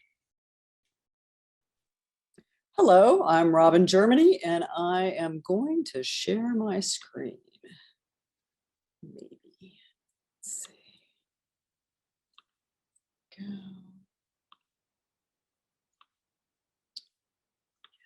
Started. Okie doke. So I am one of two photography faculty. I teach together with Erin Hagert, and the two of us teach all the courses that we offer in photography. In photography, we have a range of courses that you can take to explore a lot of different approaches. Our intro to photography class is primarily online. We talk about cameras, camera use, but we also talk about visual literacy a lot throughout the program. But we begin with that in the intro classes. We have two intermediate classes, a black and white class and sort of a color exploration class. The black and white partially maintains an analog tradition. So students get a chance to use the darkroom and work in an analog manner. And then the color class is focused more on Photoshop and image manipulation. We have advanced classes in studio lighting, artist books, and other topics as they come up. We have an intro to digital class that's completely focused on compositing, large scale printing, image stitching, that sort of thing. We don't teach transmedia specifically, but we leave an opportunity for students who take photography to take courses in transmedia as part of the major. And I'll mention that again sort of later in this conversation. We have an opportunity for students to take independent studies where they develop their own ideas. We have a 2D senior studio capstone where students work with senior level students in other 2D disciplines to develop portfolios and explore their ideas. And then in photography, students have an opportunity to do an internship in which they get credit, and they work with the faculty member to determine what's an appropriate place to do the internship and what would be most beneficial for them. So we teach analog and digital practice. We teach photo-related software, black and white darkroom, and lighting. But all of those things are always contextualized by a discussion of what are you taking pictures of? Why are you taking pictures? So that's a constant conversation in the background. One aspect of taking pictures has to do with how pictures exist. If they exist alone or in groups, how do those different contexts change the way you read and understand the photograph? So from the beginning classes, we have students start to think about what happens when you take that single photograph and you pair it with other pictures, and it starts to become a narrative or tell a story or lead you in a particular direction. So this was from a photo 1 class last semester, an intro class. Students were encouraged not only to think about the design elements that hold things together, the line, the color, the compositional devices that keep the continuity of the imagery, but to think about what happens from the beginning to the end, to think about that sequence. Students also, we explore all of the technical aspects of photography and how those technical aspects impact your experience of the photograph and how they can really change it. So shutter speed is really fun to explore in photo 1. They begin with that. All the technical controls that you learn early on in the program, you bring those back in. Everything kind of keeps circling back around as you go into the advanced classes. You bring some of these same techniques forward so that you can start to see how, as you develop your ideas and your sense of what you want to do, how do some of these tools and techniques fit into your thinking? In photo 1, we like to explore as many permutations of photographic technique as possible. And one is layering images. In traditional photography, we would shoot a roll of film and we put it back in the camera and then we go shoot it again. The students had no idea what they were going to get at the end, but there was always some exciting surprises. So this was an analog example. And then students now are doing that digitally. And oddly, even though they're picking the pictures that they're putting together, they still don't really know what's going to happen when they put them together. And the students in my classes are layering 2 or 3 or 4 images, and then really playing with like what happens when first we talk about photographs being side by side and what happens there, but then what happens if they're all on top of each other and you're looking at that sort of massive information that you kind of have to sort through and navigate in order to understand what's happening in the final result. Students always talk about, or we always talk with students about lighting. Lighting is, of course, crucial to photography. So in every single class, we have some sort of conversation about how light can be used in the image, how light can kind of further your ideas. In our advanced classes, we spend a lot of time talking about what it means to make photographs today, especially now that we're, because we're so networked, any photograph that you post, a single photograph can, it can have 1,000 likes in an hour. People all over the world can see your picture immediately. And what does that mean? What does that connectivity in photography mean? So we have students very literally exploring what is that networking of imagery? How does that work? What does it mean? And how do we start to grapple with what our responsibilities are as photographers? So a lot of students are looking at the massive imagery. In one of my classes, we do a project where from the beginning of the semester to the end, they're required to take a picture every day. And they have some sort of a rubric that they use to guide the kind of picture that they take or what they look at, as something loose enough to give them variety, but tight enough to create some kind of continuity. And students at the end of the semester have to take all of those frames and put them together in a final image. We do have dark rooms. And so students do go in the dark room and they turn on the enlarger and they stand there under the safe light and they look at negatives and that's it's students. I find that students are really excited about that process, especially in relationship to the digital process, because they're really different. But in a lot of ways, they're also very similar. And these are students developing film in our little film developing area. A lot of students find that that the processes of walking around and looking for a thing to photograph, that kind of process that a lot of people use to make pictures early in their career. I think students, as they develop in the program, they find that that's not satisfying, and they find that they want to have more control over the circumstances of the picture, the materials of the picture, the manifestation of the imagery. And so a lot of our students find themselves working with more staged pictures where they develop an idea, they set something up to be photographed. They like to experiment. We encourage our students to experiment with different kinds of equipment. So right now, my students are doing pinhole photographs. They're making pictures with a metal can, and the shutter is a piece of tape. And they're astonished that they can make pictures, but the pictures create a really different sense of perspective, a really different view of the world that starts to I think clarify the lack of verity in the photograph, to help students realize that all photographs really have to be questioned. This exaggerates it dramatically, but it really kind of brings home the ideas of how photography can work. When we work with new technologies, with Photoshop, our students are really exploring a lot about what does it mean to have an image that's made of pixels, in which you can replace one person's face for another person's face. You can displace information, you can hide or manipulate information in a huge variety of ways. And then some of our students really are interested in going back to more tactile approaches to the photograph, in terms of using handwork, painting on the picture, sewing on the picture, putting the pictures together in some kind of a format where the sequence can be more clearly defined, in kind of a book situation.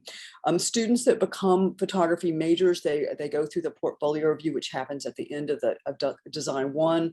And in this situation, I can't remember, I don't know if anyone else has talked about this, but at the end of Design 1, students collect the imagery that they've made in their core classes, they hang them up, and then all the faculty come in and look at their work. And if you're interested in being a major in photography, there's a sheet that you fill out. You say, yes, photography is my interest. And then the photography faculty, as all the other faculty, show up, and then we will meet with you and talk to you about the program. We'll invite you to sit in on a class or come and take a tour, and we'll give you information to help you decide if that's indeed what you want to do. We're very aware of the fact that when people come in to get their BFA, that they don't always know for sure what medium they want to focus on, or they might think they know, but when they start taking other classes, they may find that there are other things that they weren't aware of that they get excited about. So we want to give you as much openness as you come in as possible, and as much information as possible, so that you can make an intelligent decision. In photography, we're really conscious of the responsibility that comes along with making photographs, in posting photographs. There are a lot of conversations that we have about ethics and the obligations of the process.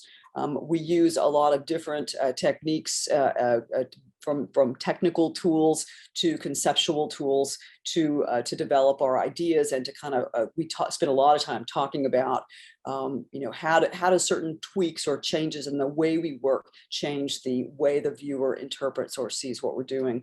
We have a beautiful lighting studio, and we have our students work in some very traditional ways with lighting.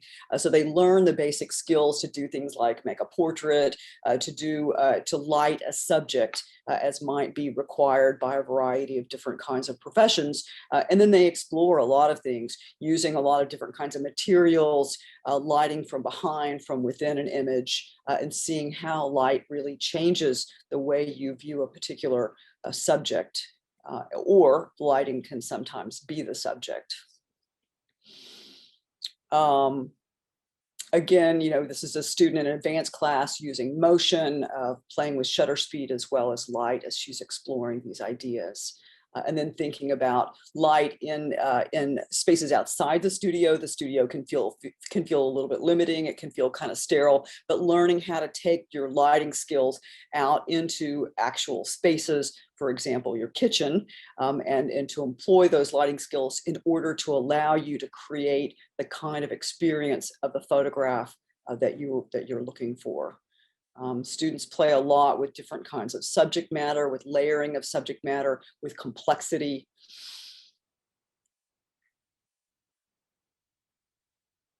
In the advanced photographs, series and sequence, those kinds of questions come up a lot, composites and constructions.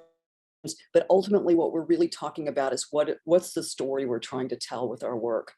Erin and I both teach artist books classes. In a class on artist books, students began really focusing on what happens when you have a series of pictures that all work together towards one goal or one idea or set of ideas. And there are a lot of different ways to approach it. I approach it, I'm much more engaged in the sort of handmade aspect of it, in the physicality of the book. I think Erin takes a little bit different tact than I do. And so we can provide two really different views of what an artist book can mean. One of the things that's really interesting about the way an artist book can work, depending on the construction, is that an artist book can really be seen as working very much like a film or a video, in that you can't see the beginning and the end at the same time, and that you can only understand the end in the context of everything that's come before. So the process of looking at a book is very different than the process of looking at a group of photographs on the wall, in which you might be able to apprehend all those images at once and respond to them. In a book, you're apprehending each page individually, and at the end, your understanding is this accumulation of all the things that went before that lead you to understand what the book was about. And so I think that's another really exciting way to think about image making, and how we as viewers or as artists can engage the viewer or create kind of an experience for the viewer.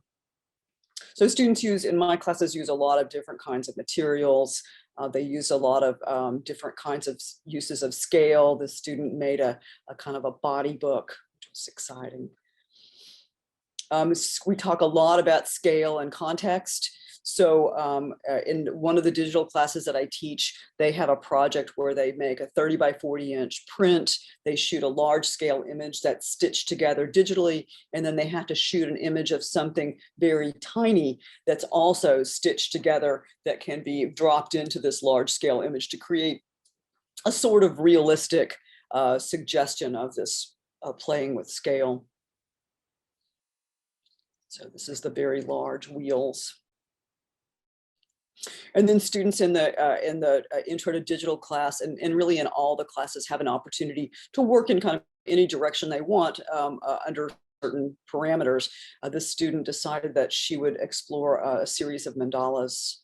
The student worked with historic photographs and looked at the relationship between contemporary and historic imagery, and thought about the history of the land on which that particular house had been built. It was an interesting choice. This is another result of this project where my students make a photograph every day. This student photographed her bed every single morning all semester, and then she in Photoshop combined all those images together in a representation of a whole semester's worth of activity in her bed, which I thought was very kind of funny. This student in the same project, her response was to photograph the peephole at her apartment every single day. She did it at a different time of day each day, because I think that at the same time of day got boring, and so she started varying it. But when I first looked at the picture, I thought it was a box of Christmas ornaments, and then I realized, oh, this is through the peephole of her door. That was sort of an interesting response. So students do a lot of kind of amazing things using technologies, using their photo processes. In their work, we encourage students to look at the past and the future. So throughout all of our classes, we interject conversations about the history of photography, about where photography has come from and where it's going, and what are the connections and what are things that have changed that really cause us to rethink what photography is about and what photography means. The art history classes also, the art history faculty have done a really amazing job of incorporating photography into their courses as well. There's a great conversation that one of our faculty has about Bauhaus, and she talks about photography in the context of the Bauhaus and the historical context. And it's really helpful to be able to think about where photography's been in order to begin to interpret where photography is now. We have students that work and do independent projects, so we really welcome advanced students to work with us individually and develop their own ideas. Usually by the time you've taken 3 or 4 classes, you probably have some thing that you really want to just focus on and not do a lot of different assignments that push you to explore a range of things, but you might have one thing you want to focus on. So this student, he wanted to make pinhole cameras. He loves making cameras. And so he made a bunch of pinhole cameras and then made photographs with them. And part of it for him was that he has a daughter who has some visual impairment. And so he was using the pinhole to try to explore something about the way she sees. And I thought that was a pretty interesting response to the independent project. This student was doing an independent project where she photographed people with crowns on. And in the process of making these pictures, she developed a body of work in which all the pictures have this kind of pastel quality. They all feel a little almost washed out. They're really flooded with light. And she's gone on to be a wedding photographer, a very accomplished wedding photographer, and she travels all over the world doing destination weddings. I'm always astonished by the places that she's visiting, but her photographs that she's doing as a wedding photographer have this same quality that she developed while she was an undergraduate in our program. I love this picture. This was a student who was, this was a pandemic independent study. So this student was really looking inward as she was making her photographs for that independent study. For the photography degree, students take the art core, they take art history courses, they take a range of courses in photography. Students are encouraged to take transmedia courses that can count towards the degree. And we really encourage photography students to take video, because I think in order to, it's a kind of it's a natural extension of what we're already doing. And having knowledge of video can be very helpful in terms of looking for a job. Some of the initiatives as I mentioned, we have internships, and in Lubbock, one of the internships that students frequently enjoy is at the Health Science Center, where they work with a photographer there who does a huge range of photography. So they get all kinds of experience. He shoots with film frequently, develops the negatives and then scans the negatives and works with a scanned analog process. So that's a pretty interesting combination to see how that works. He shoots everything from from headshots for the Health Science Center to architectural photographs to advertisements. So students get a tremendous amount of experience, and he loves having our students come in. Students are required to have a laptop for photography, and we encourage you to have a Mac laptop if possible. That makes things a little bit easier for everybody if we all kind of have the same piece of equipment. We do have a photography club, and in the photo club, they raise money by setting up a photo booth at public events and photographing people for a few bucks worth of cash, and they print out an instant picture just like a traditional photo booth. They use that money to bring in artists or practitioners for workshops and different techniques that they want to learn. They bought or they hired someone to come in and do a tintype workshop years ago, and then someone else came in a little while after that and did a workshop in image transfer processes. And one of the things that they did was they transferred photo images onto tin foil, which was very interesting and weird and fun. They also use the money that they make to go to conferences. There's a professional photography organization, the Society for Photographic Education, which is a great place to learn about what photographers are doing. And then we also have the SRO photography gallery in the hallway just outside of the photo area. And our students are encouraged to work on community projects. We have in the photo club and sometimes outside of the photo club led workshops in pinhole photography and different photo techniques for local high school students. And the students usually teach those classes. The SRO photo gallery is in the hallway of the photo area, and we have a variety of shows, usually several shows every semester. And the shows are by photographers from around the country. We've had a number of extremely well-known photographers show in our gallery, usually a little before they become super well-known. And so we like to think that maybe our gallery is the springboard for fame. That's what we think. But we have some great shows there. It's an opportunity to really see what kinds of things people are doing. A lot of the people that show in the gallery are people who are fairly recently out of graduate programs. And so they're not that far away from the students that are in our program. And so it's really great to be able to see, okay, with like 5 more years work, I could be doing this. I think that's a really great way to kind of envision your future. Something I just want to throw in here as long as I have the floor is that I also oversee the BA in art. I don't think that there's any other place in this program to talk about the BA. So very briefly, I will say that the BA in art is a different option for students who are interested in studio work, but maybe aren't interested in focusing exclusively on either one discipline or focusing on studio really exclusively. So in the BA in art, students take the foundations classes and they take 5 studio classes, either all in one discipline or across a variety of disciplines. They can take an intro class in 5 different areas of studio. They take some courses in the College of Visual and Performing Arts, and then they take 6 courses that constitute a minor, and then they do a capstone project that synthesizes the minor with one of the studio areas or several of the studio areas. So students, in one case, the image on the left is a student who was doing French history and painting, and she was doing research into Marie Antoinette and her fashion. And so she did these imagined paintings of Marie Antoinette that explored the idea of fashion. The image on the right is a woman who did a project where she combined painting and drawing with creative writing, and she wrote a children's book. And then this student, she did a combination of painting and biology, and she worked with a biologist, and we had a number of meetings with the biologist. And what this student did is she did world building.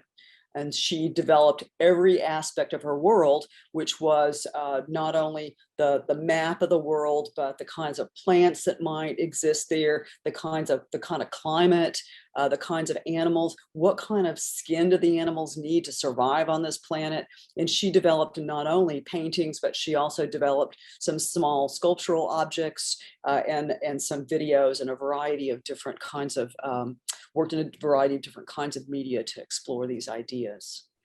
In photography, some of the kinds of jobs, an MFA in photography is obviously not a job, but well, it kind of is. But but it can lead to college teaching. A lot of our students go on to get an MFA. Students do freelance work. A lot of our students do portrait and wedding photography or advertising. Students go on to be gallery assistants, work as lab technicians. They can work in museum or corporate photography, in archives, or they might choose to teach. A lot of our students take that direction. If you're interested in more information, you're welcome to contact me or Erin. And this is our contact information if you want to take a quick photograph of the screen. And I'm happy to answer any questions or give you a tour of our facilities at any time if you're interested. So thank you. Okay, so next person up is Song Mi Yu in printmaking. Hello, let me share my screen. I have two different screen and video to be shared.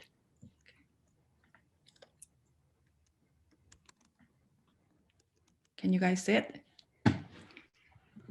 Hear me? Okay. Yes. Okay. Hello, my name is Sang Mi Yu. I'm a professor of printmaking and drawing, also overseeing some academic affairs at the School of Art. And my website is sangmiyu.com and email address is sangmi.yoo@ttu.edu. So I can repeat that contact information at the end. So I'm an installation artist.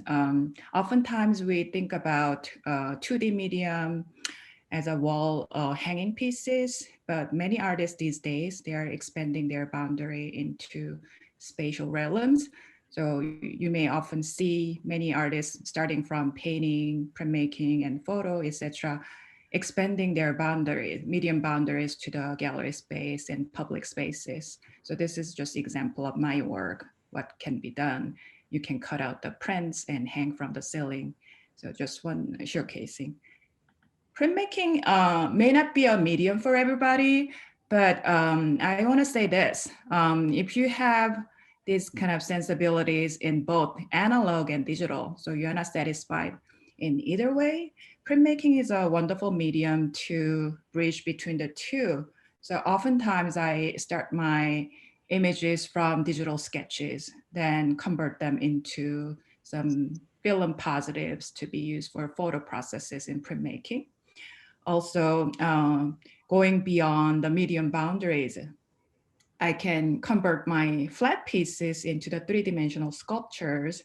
So I can hang from the ceiling and stretch out and curve and create some cast shadows and play with the space. And also the activities, the professional activities in printmaking allows you to be easily connected to the community activities for social goods.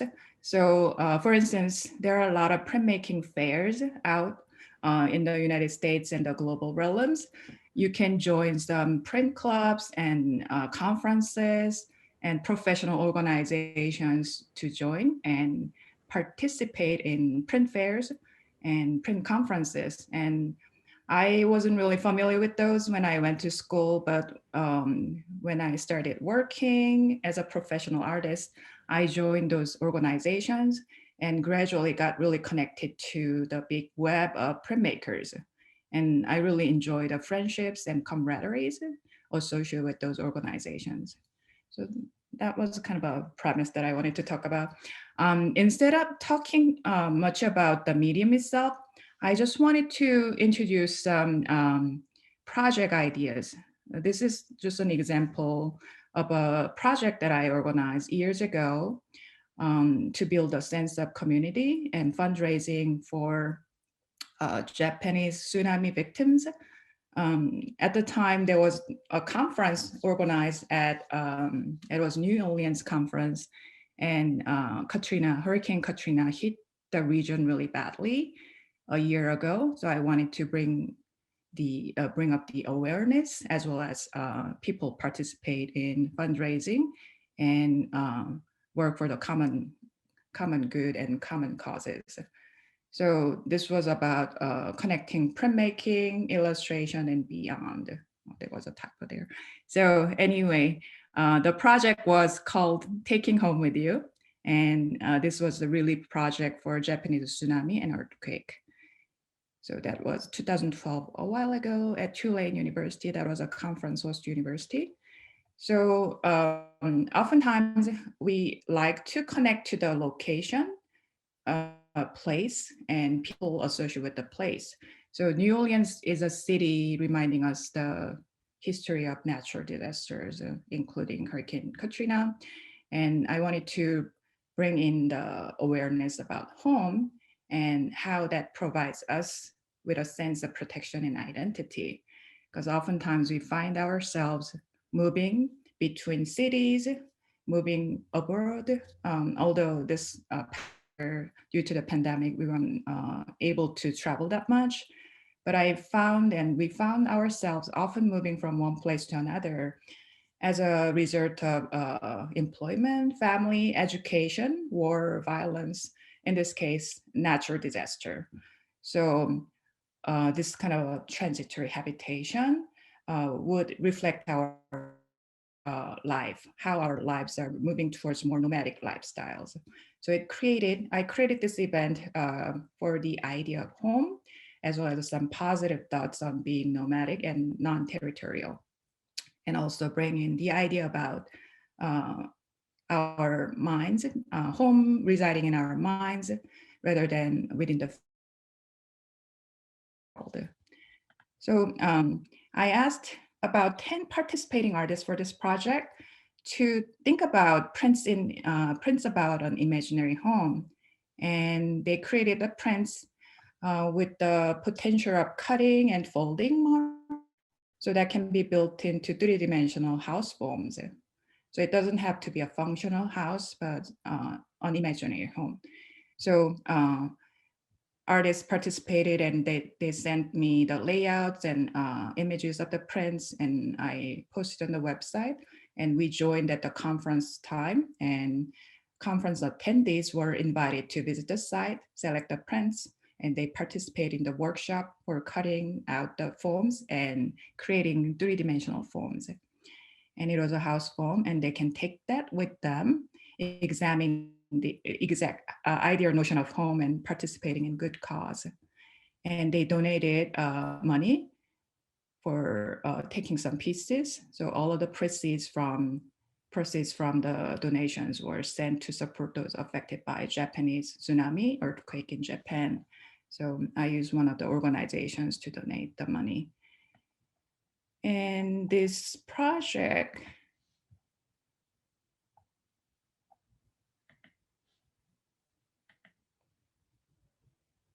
let me zoom in. I forgot to do the slideshow. Okay, so these are individual pieces of the artists participated in.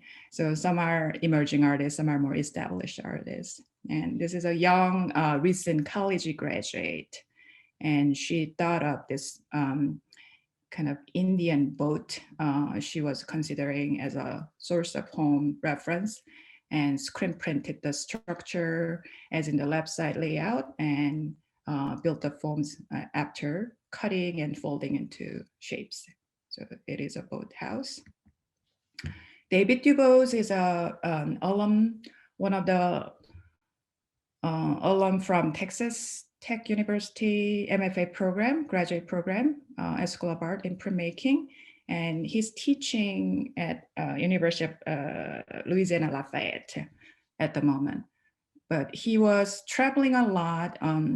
He was once a director in Northern Ireland, running a print organization called Seacourt Print Workshop. But he grew up in Lubbock, and he kind of remembers this tornado that hit the town in the 1970s. And he vividly remembers that memory about the swirling kind of wind and house furniture moving around. So he kind of remembered that moment and created this piece as a kind of vortex of the cone and house flying furnitures in the house as well. So the right-hand side, you can see the layout, how the foam was built, that was printed on the back side. And he screen printed this piece, and it was a beautiful piece. I can't really justify with this digital image, but it was a tactile print. Then other artists, these are just a few of the artists invited into the project. Denise Bookwalter, teaching at Florida State University. She created this kind of a chicken coop and milk carton house with laser cut doilies underneath. So it was kind of really cute, colorful letterpressing project. Then Kathleen Becky wanted to kind of bring in some sense of secret garden through this translucent lampshade. So it's not a typical house, but it is so resonant of those nighttime lights in the house, domestic setting, also bringing in some outdoor settings through the imagery. So this was screen printed, and she oiled the paper to get translucent. Mariana Smith, she comes from Russia, and she has a European drawing education on the back of her training. So she has a child, and she often found herself moving between places. So architecture space is really important for her.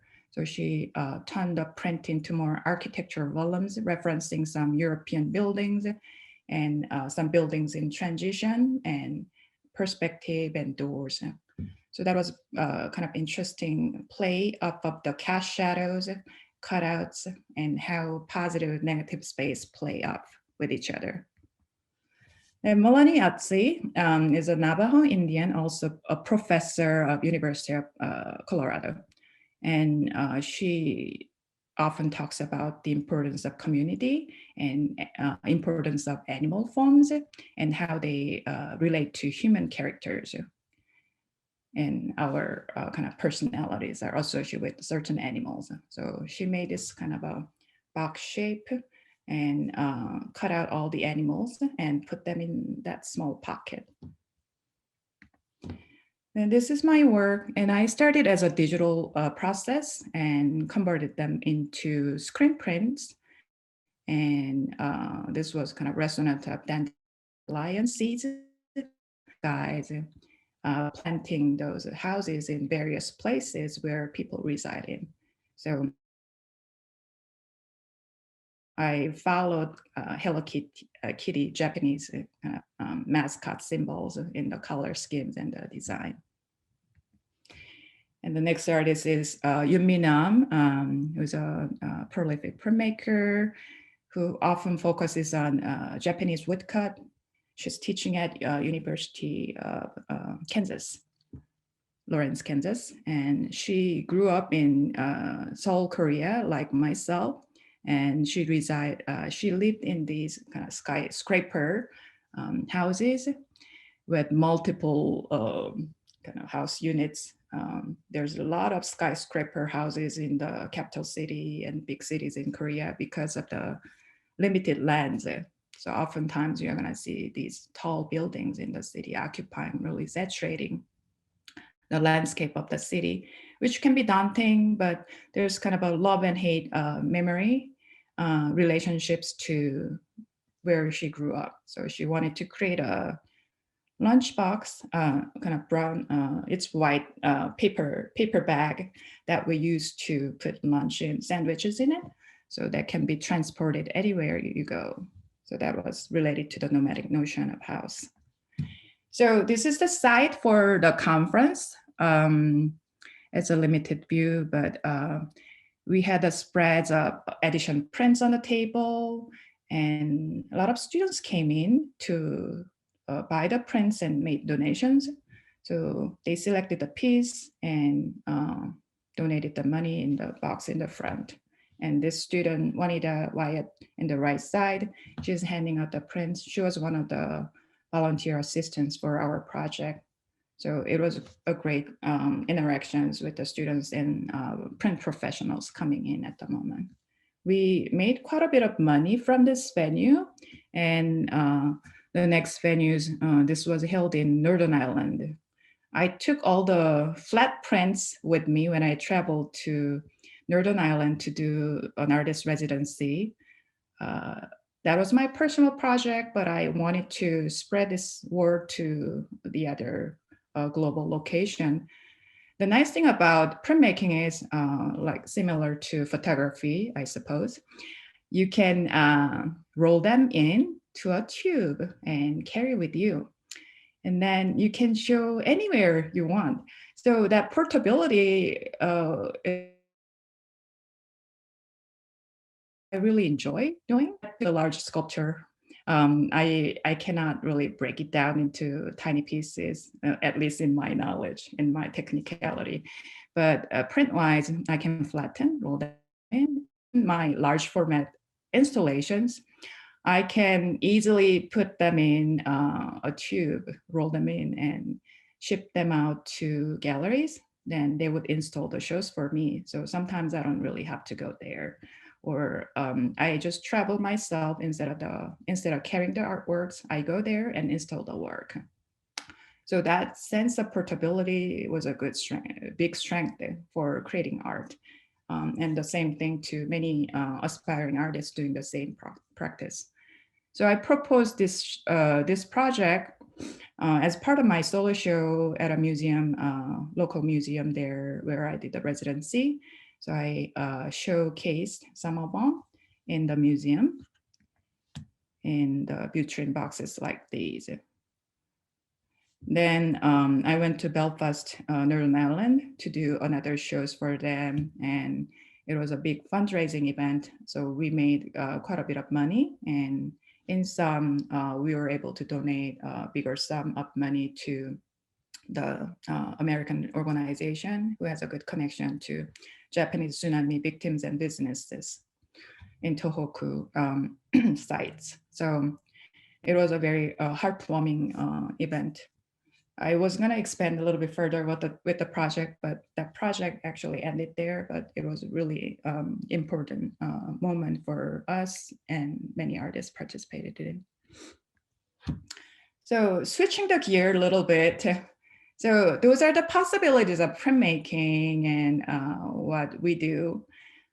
As to Texas Tech School of Arts curriculum in printmaking, we offer 3 undergraduate level classes. Oftentimes they can be repeated several times, especially intermediate printmaking is a topically arranged courses. So you can take at repeated amount of time, and Linda can explain about degree plan associated with printmaking majors. So beginning printmaking is a survey class. So that introduces 4 major printmaking techniques. That's relief, intaglio, screen printing, and what else? Lithography. So those 4 major printmaking, more in a traditional sense, they are introduced, and each student has an opportunity to experience that. And I have a screen printing demo at the end to be shown to you, so you can get a glimpse of it. So it's a survey. Then you may find some affinity to certain mediums that you like. Oftentimes I see graphic designers taking beginning printmaking a lot, and they tend to choose screen printing a lot. And screen printing is usually associated with teacher printing and gig posters. And there's something beyond you can go further to. That can be a large format screen printing to be converted into installation and can be printed on dimensional mediums as well.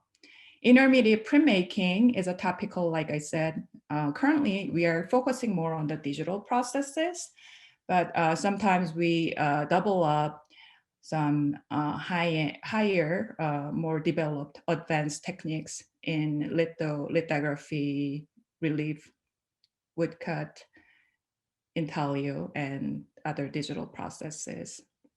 In advanced printmaking, it is for students who went through several printmaking classes, then they can build on the skill set and further develop their personal vocabulary by using expanded notion of printmaking, combining media and mixed media, and they can often find themselves doing some installations or some performance or digital projects. And then graduate printmaking is for master's degree program students, and we have a good array, great mixture of MFA program students, not just printmaking majors, painters doing some painterly printmaking, sculptors doing sculptors prints, and sometimes artists, ceramics majors can print onto kind of tiles or dimensional surfaces, transferring screen prints onto the pottery. So there's all kinds of different potentials available. Not to mention, we adapted post-digital printmaking techniques such as CNC, routers, or laser printing, laser cutting technology. So there's those kind of post-digital applications possible. Opportunity-wise, I'm going to talk about career at the end, but we have a print club, tech print club, highly active, and we meet once a month and organize some community activities and print sales. So a lot of students want to sell their prints after working really hard. So their turnouts are pretty good, although prices are set very low at a local venue, but they also go to conferences and other print fairs to sell. So we work closely with Charles Adams Studio Project. They have a print studio, and I helped with the building of their facilities, and oftentimes the print club goes over there and do the print sales and have workshops together. In fact, one of the print fellows at the moment, Maddie Wyndham, is a senior in printmaking. And there are several conferences such as SGC International, Mid-America Print Council, and Globally Impact Conference. So those are the conferences we tend to attend, especially SGC International. That conference was canceled this year due to the pandemic, but we go there every year. And Houston, Texas, boy, it's a state that is really supportive of printmaking community. We have a lot of alumni network through Texas and other universities in Texas. Not to mention, these print organizations are really, they're spearheading print.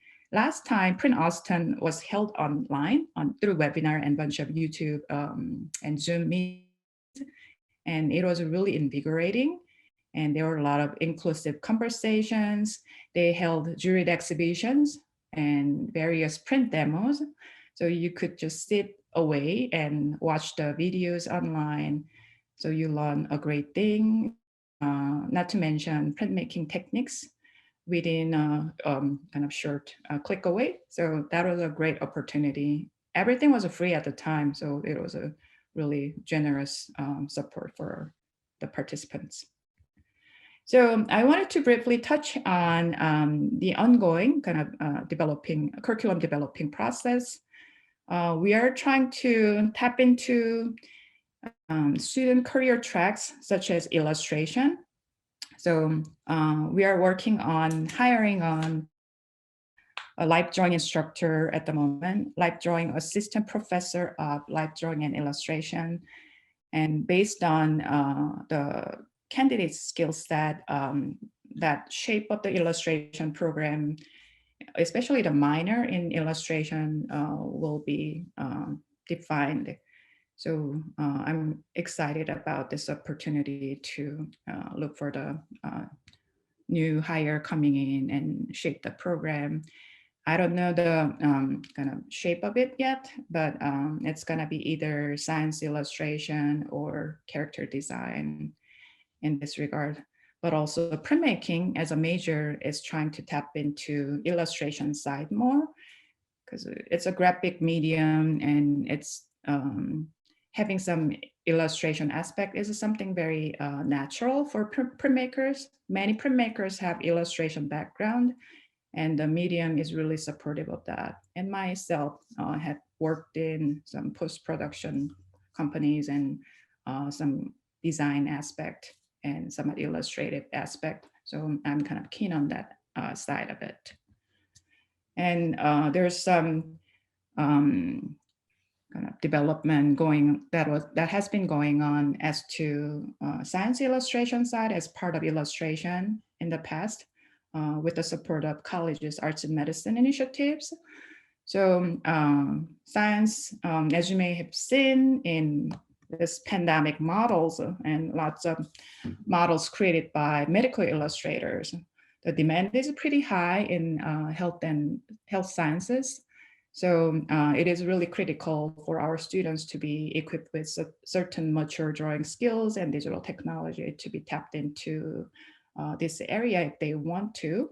So our curriculum is trying to help with the aspect of kind of some of practical skill sets while having a very kind of fun and critical foundations in some of the skill sets as in drawing, painting, photo, and all these fine arts realms. So they can contribute to the society through health and natural sciences, whether it is the biomedical industries, nonprofit, or government sectors. So drawing was a kind of founding ground at the moment. Drawing is a minor, so it's not a major, so I'm not gonna emphasize at the moment, but everybody is required to take certain portions of drawing in order to complete their degree. So this is a career-based track we are planning on. And when they graduate, in particular medical illustration, you have to get a master's degree to become a medical illustrator. But if you're doing science illustration, there are other tracks, possible tracks. Hey, can I jump in real quick, Songmi? Sure. I'm sorry, we're running kind of late here, so we're gonna have to kind of jump up to Dane here with Transmedia real quick, and then if we can, if it's all right with Rob, they're gonna be ready to pour the aluminum at 11:15. So if I can swap jewelry and sculpture again, kind of thing, if that's all right. Yeah, how much time do I have? You've gone over. Yeah, we have to kind of push on if that's all right. Okay, yeah, so I'm gonna just wrap it up. So career paths, printmaker. So there's some connections to illustrators, and then master printer, entrepreneur of commercial print business, educator, community program organizers, social activist, archivist, curator, art dealer, art consultants as well. Some of these require master's degree, but printmaking really allows your network possibilities to go broader, meeting many various professionals in the world out there. Okay, and there was a demo, so I can kind of see how I can link to the website. I don't know whether we are going to have a website, but there's a 2-minute video created. I don't know if I have a link to the website. So yeah, we'll put the video on like what we're going to do for Leslie with the art history stuff too, because we ran out of time there. Okay. So that's all I have. So if you have any questions, please let me know. Our faculty information is on School of Art website. So contact me when you have questions. Okay, thank you. Thanks, Songmi. All right, I'll throw it over to Dane real quick for Transmedia. Hi, everyone. My name is Dane Webster, and I have the pleasure of serving as the director of the School of Art here at Texas Tech University. I just started this past July, and I'm very excited to be here as part of this program. So more importantly for this presentation, I'm also a faculty member in Transmedia, which is a concentration within our BFA Studio Arts program. So I wanted to talk a little bit about that. This is a relatively new program for us. In fact, this past semester, we had our very first graduate come out of the Transmedia program. This is a growing area for us. Part of the reason I think my hire here is because of my expertise with computer animation related to this, and we're doing another hire this year to add another faculty member to our existing faculty base. So this is a new area. So as I talk about Transmedia and the work that I show, it's not only what we have been doing and currently doing, but it's also where we hope to go with the program and the things that we will be adding in the near future. So if you go to the website, you might have this question, right? Transmedia. So what does this mean? So again, if you go to the website, you will see this description. A field of study focusing on conceptual, experimental, and innovative approaches to time-based media, interactive, digital art forms. I'm not going to read all that paragraph. I'll let you go to the website. But I wanted to take the opportunity to maybe boil it down into these components, right? So again, I'll, whether clever or not, I will say the DNA of the Transmedia program, right? So first and foremost, the program is digital, right? So our students are using digital video cameras and sound equipment. They're using Adobe After Effects and Premiere. This semester I'm teaching a 3D animation course. Students are using Cinema 4D. Last semester I even taught a creative coding course. So the digital tools, we know this is central to the interest of a lot of our students, and certainly a variety of different industries. So digital is central to what we do. Narrative, storytelling is so important. And I would just say art students across the board, whether they're in Transmedia or not, intuitively understand how to tell stories. I feel like, we can always get better at that, but at their core, they just understand stories. And within our program, I think we want to accentuate that even further.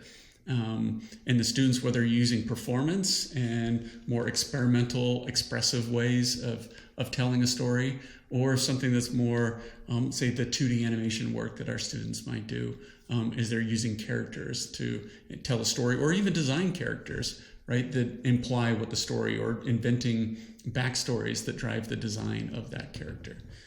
And then a third component would be, certainly within a studio arts program, the concentration would emphasize art, but also other industries, right? I put in here entertainment, but I could also put entertainment, science. There's so many different ways that these, I like to say, the tools of Hollywood can be used for things other than Hollywood. So we see, especially digital narrative, these components can be used inside the gallery, but also outside the gallery for a variety of different jobs. Okay, so I'm going to show some student work. This is stuff that has come out the last few years from our students within the program that are taking our Transmedia courses. So I'm going to play this. There's 2 clips. There's a little edit here in the middle. I wanted to shorten it a little bit, but I will minimize my face on the screen over here so you can watch this. And then we come back, I'm going to demonstrate some other things that students are doing currently in our classes.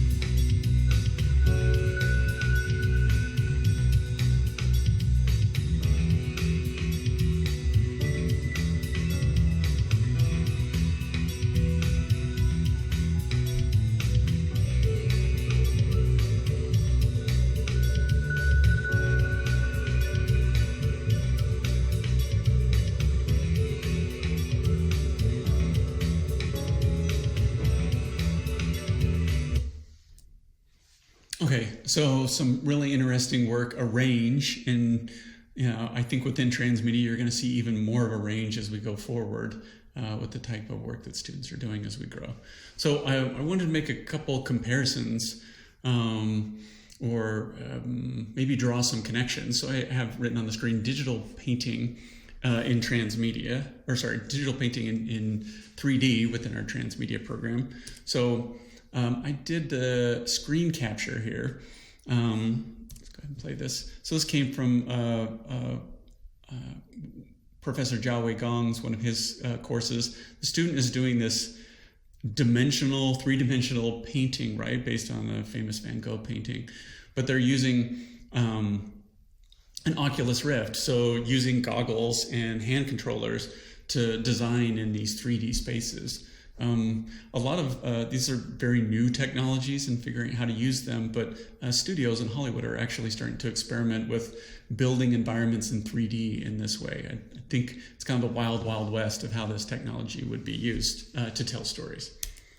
Maybe another connection too, again, we're within a studio arts program, so these skills that our students get in the foundations, drawing, painting, even though I talk about as being very digital, these are very important skills that artists need to understand.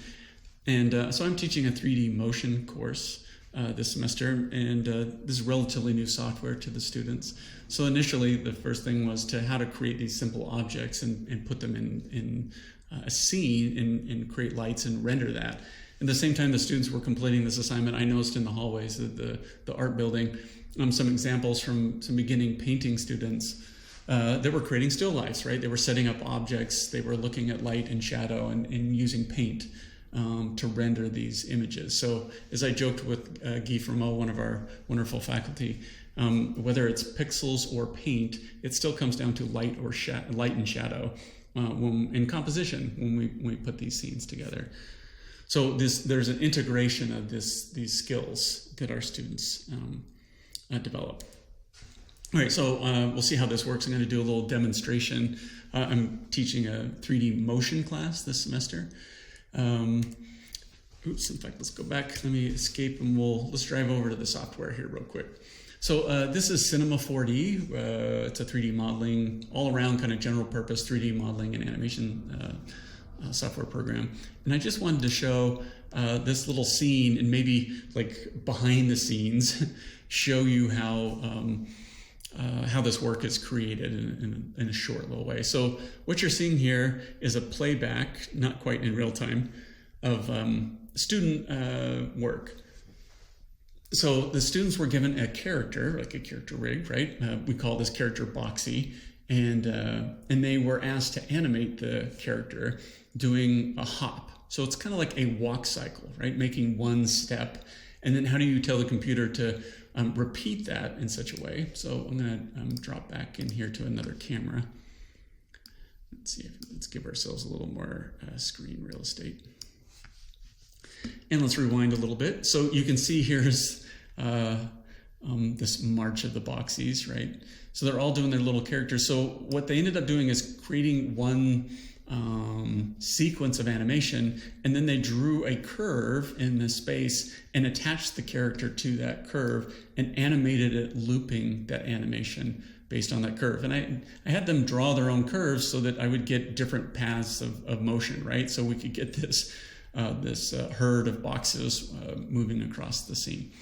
So I'm going to go ahead and just zoom in here a little bit, and let's move over to one of the students' animation. So this was version 1 that you're looking at. This is they did their they were asked to do a scene, and they animated the character moving up and down, and then they would attach it to this curve, and then they would send that to me, and I put all the characters together. And at the end of this, I'll show a little rendering of what they did. But this was also the beginning process. So we do critique, right? About just like you were doing dailies in an animation studio. It's like, okay, this animation's looking pretty good, but what are the things that we could make a little bit better? So as I look at this character and it does this little animation, you can see as it comes off the ground, it kind of comes off the ground just a little slow, and then it lands, not bad.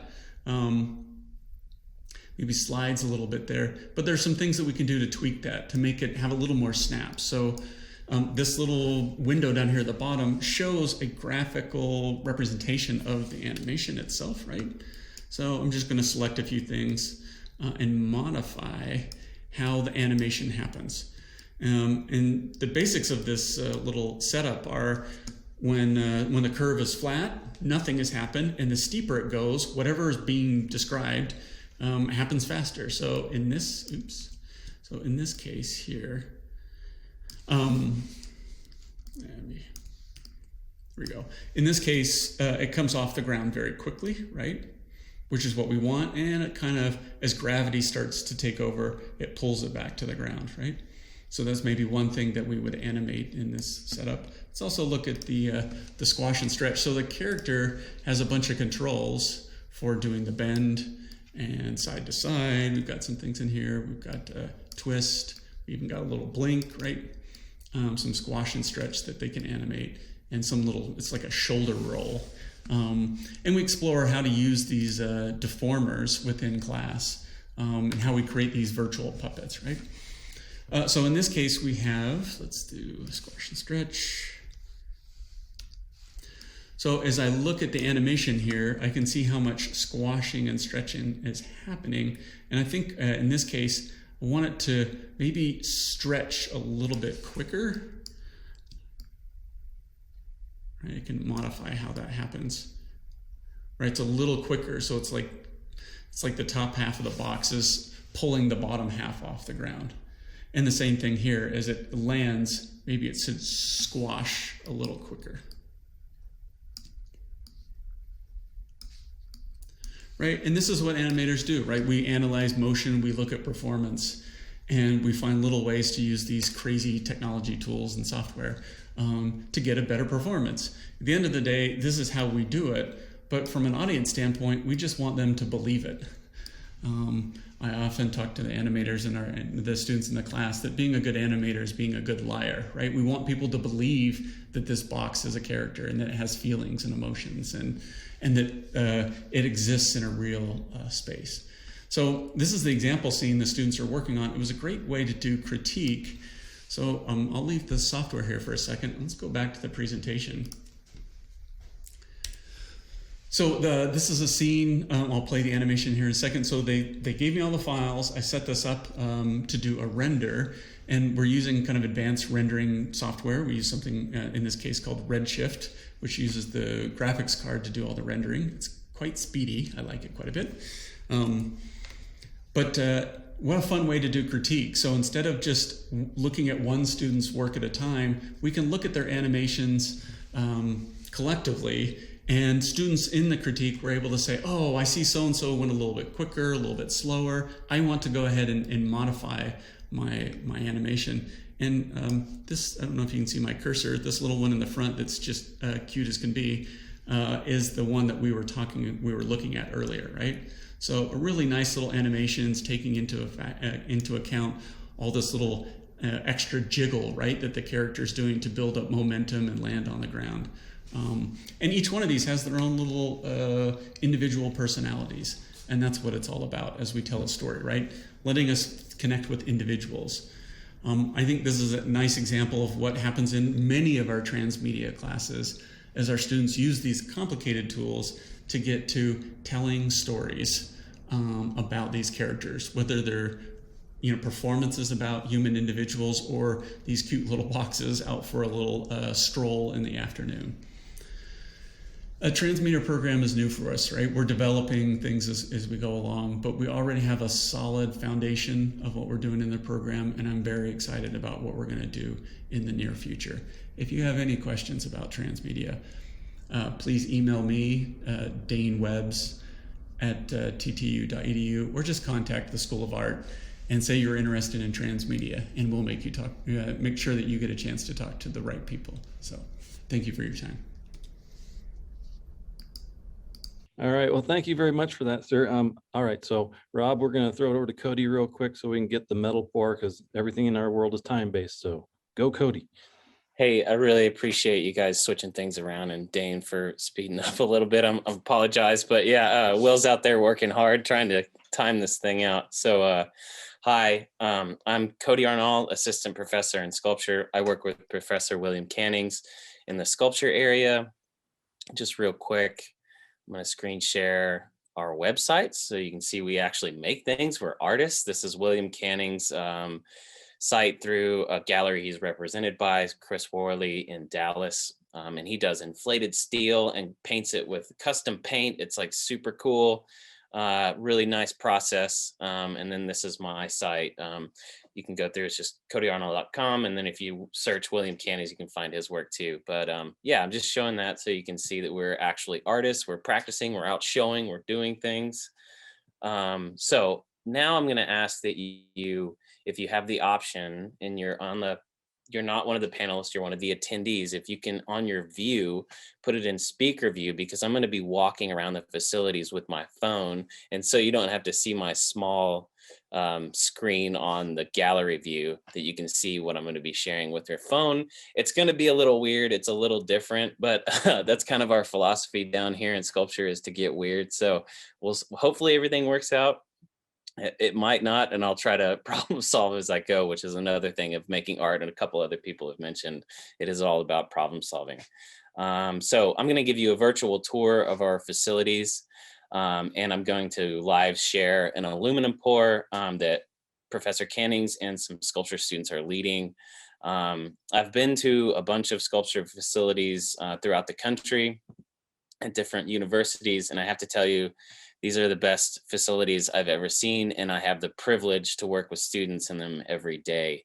So you'll see all these facilities, and just note that like they're rounded out by a fully stocked wood shop that I think Vaughn is going to show you in a little while.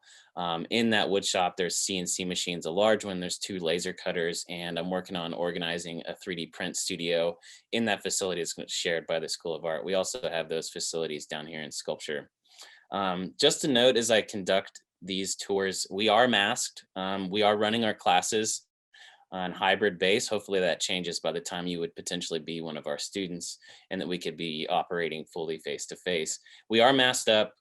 We have tons of ventilation down here. We have roll-up doors that are open so the air is flowing through, and those remain on.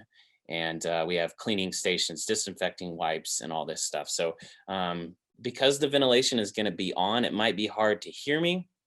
There's going to be a point when I walk out to the foundry, which is outside, that I'm going to lose internet connection. It should quickly pick up, and then I'll try to delay that, and hopefully it goes a little smooth. And then I should pop back up, and everything will be all right when I come back in the building. Just a note on our curriculum: we embrace a bunch of processes and approaches in sculpture. We have beginning classes in mixed media. We teach basic woodworking, found object assemblage, 3D printing and modeling. Dane showed an example of a 3D print project at the beginning of this that was from that mixed media class. We do rubber mold making, conceptually charged projects. And you saw, so we also do metal fabrication, where you learn various types of welding, metal manipulation, and metal manipulation like blacksmithing. We have an installation and technology class. Again, you saw an example of a project from that class at the beginning that Dane shared, of a video installation, which we do projection mapping, large environmental works that students can enter into. We also have a foundry and kinetics class that teaches various metal casting techniques, and we pour bronze and aluminum, and we learn the lost wax process. And we also do independent studies in sculpture. So those where you do self-driven projects and personal portfolio development. You will see student works as I move through the space. I'll do my best to explain those like after the pour. Professor Cannings and myself fully embrace experimenting, trying, failing again, pushing yourself and figuring things out. And most importantly, we encourage spending time in the studio as much as possible. And sans COVID, we used to consistently do sculpture student exhibitions at First Friday Art Trails. And I'm looking forward to being able to do this again in the near future. We teach professional practices and help students build their resumes and shows, and encourage our students to volunteer and work at Charles Adams Studio Project and Louise Hopkins Hunterwood Center for the Arts in downtown Lubbock. We do this so you can begin to think about how to continue your career post-graduation. Our students graduate and go on to be independent artists, making gallery shows and have gallery representation. They do public art, and they go on to make props for movies and work for famous artists as assistants and run art spaces and go on to graduate school. Okay, give me a second. I'm gonna try to switch from my computer to my phone without too much feedback or any kind of failure. So just hang on just a second. All right, so I'm gonna leave my office and go directly outside right now. Got my student helping me out. So I'll come back in and show you the facilities. We have a lot of real estate down here in Sculpture. And this is the moment I might lose Wi-Fi. Then it should start back up once I get in this building.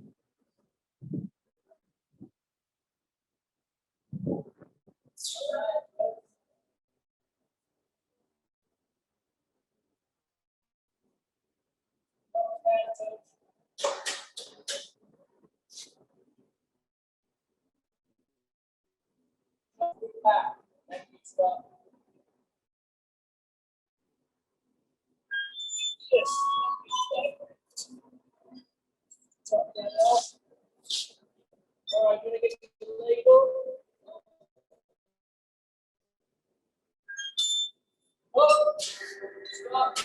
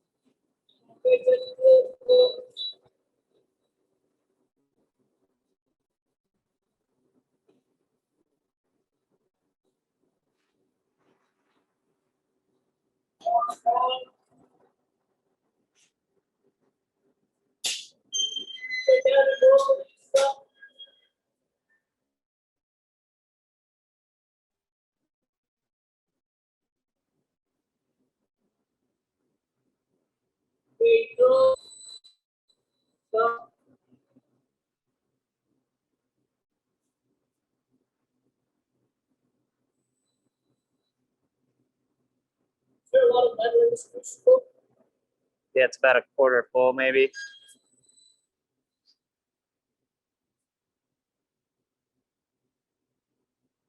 You'll need more ingots probably.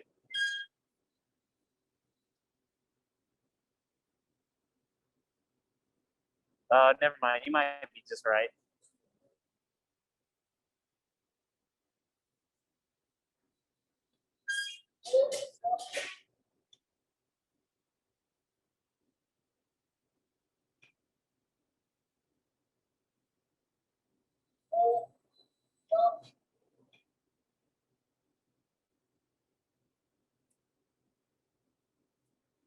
Nice job. Appreciate you all. Good work. Wave at the peoples. Right. Love you, buddy. Thanks.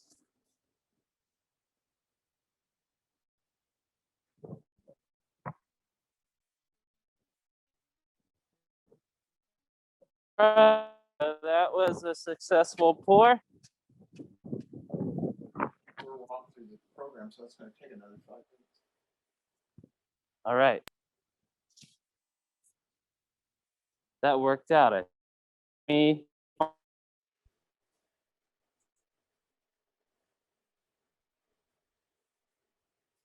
hope so. Vaughn, can you give me a nod if you can hear me? You're back. Cool. All right. So now I'm in the metal fabrication studio. My screen share here. So that's where I just was out there in the foundry. And we have a nice sculpture facility work yard. You can come up our loading dock, and that leads you right into the metal shop where we have all these wonderful welding facilities and tables that are MIG machines. These snorkels really help out with good ventilation. We have a CNC machine. It's a plasma cutter, cuts sheet metal. We've got pneumatic shears, bending machine, grinding room with metal lathes and other various machines that are pretty technical. Of course, we got all kinds of stuff. English wheels, hammer presses, TIG welding facilities, an awesome tool room back here. All kinds of hardware and hand tools. Everything you can want to make a mess, make stuff. I'm gonna walk down here to our plaster facilities. It's a mold making room. So those, you saw those big plaster blocks they were pouring that metal into. This is a facility that those are made. So what was being poured, this is part of a wax. So that would have been what's inside of those plaster blocks that gets melted out in the kiln. And then that gets turned into aluminum or bronze. That right there is a wax gourd, it looks like. So we have ventilation here. The messy, fun studio. Got our racks for metal projects. It's examples of students learning to weld.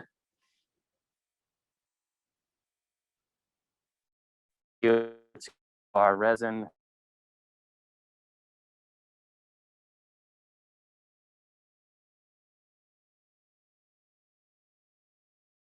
It has a good ventilation system. Air is pulled in directly from outside and then exited through filters up here. So you're getting fresh air in here 24/7. We've got a large paint booth. Walk inside, spray paint, pneumatic stuff everywhere in these facilities. So paint prep room. This is our break room that we utilized before COVID. It'll be functioning once again. We got our fridge. This is the experimental studios.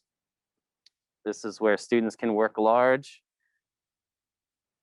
outside of the classrooms. These are some examples of student works.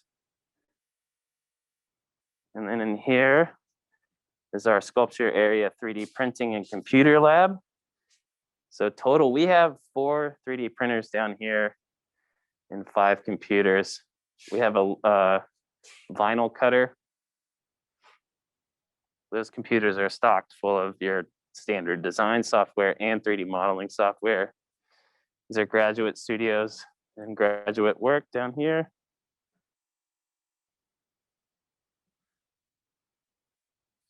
Some more student work.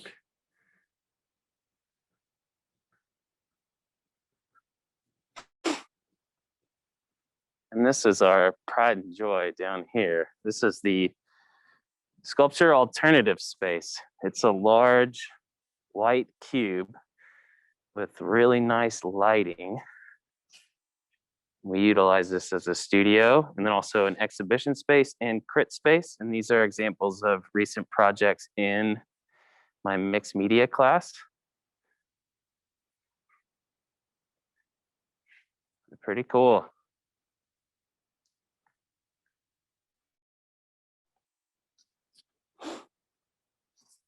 And then this is actually yarn that's been shredded. Pretty nice pieces. I'll take you back into mixed media studio. It's our ladders for hanging stuff from the ceiling. So this is mixed media, messy, crunchy studio. We've got a CNC machine back here.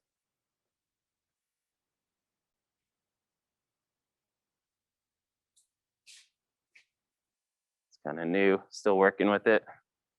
Convection oven, vacuum former for vacuum forming plastic.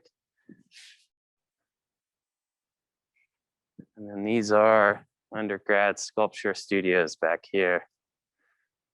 So these little cubbies function as individual BFA student studios. Some more wax and plaster.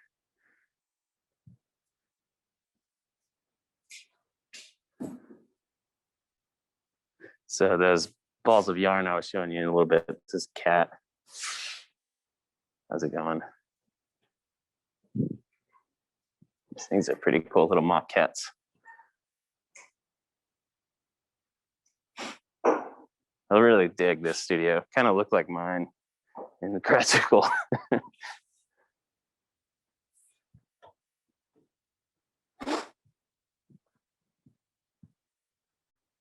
All right, that's all I got. If you have questions, free to reach out to me. You can find my website or Professor Canning's on the School of Art website in our contact area in the directory. So thank you for your time. I look forward to potentially seeing you in the future. Bye. Thanks, Cody. I'm going to now turn this over to Rob and Nancy in the jewelry metals and metalsmithing area. Hi, everyone. Hi, everyone. We've prepared a short 12-minute video. We did that so that we would not go over. I happen to be very dyslexic, and it's the only way for me to do this and know that I'll stay on time. So here you go. Nancy's going to play it for you.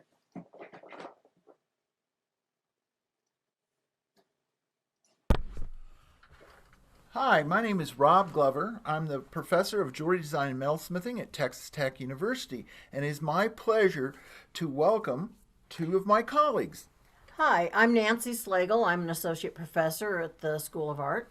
Hi, I'm Nathan Carroll. I'm a current MFA candidate in the Jewelry and Metals program. This is what people think of when they see a jeweler or think of a jeweler or when they go through a mall, but I'm here to say that a jeweler can look like this. We do not believe in poor, starving artists in the jewelry design and metalsmithing area. Our skills are valued and marketable. Here are a couple testimonials from jewelry and metals students. They support conceptual development as well as technical development. I was able to incorporate all the techniques I learned in the School of Art. I like the scale. I can carry an entire exhibition in a box. The preciousness was intriguing to me. Everybody loves treasure. I enjoy the process of working with metal, and I am able to navigate between the commercial world and the art world effortlessly. This is the School of Art 3D Art Annex. It is an art making machine. This is a diagram of the facility. I became a jewelry emphasis student because the facilities are state of the art and fantastic to work in. As a major, I have personal space to develop my work and an extensive selection of tools and equipment at my disposal.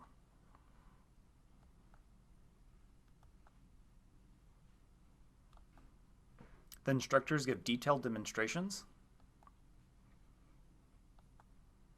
The annealing soldering area is a controlled environmental space for the health and safety of students.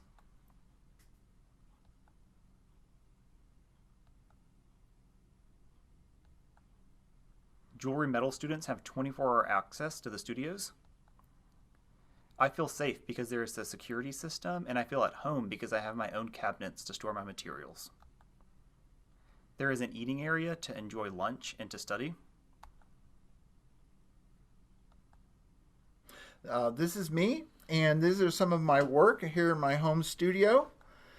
This is a piece at the Victoria and Albert Collection in London, England. This piece is called Lita. She is a sterling silver teapot.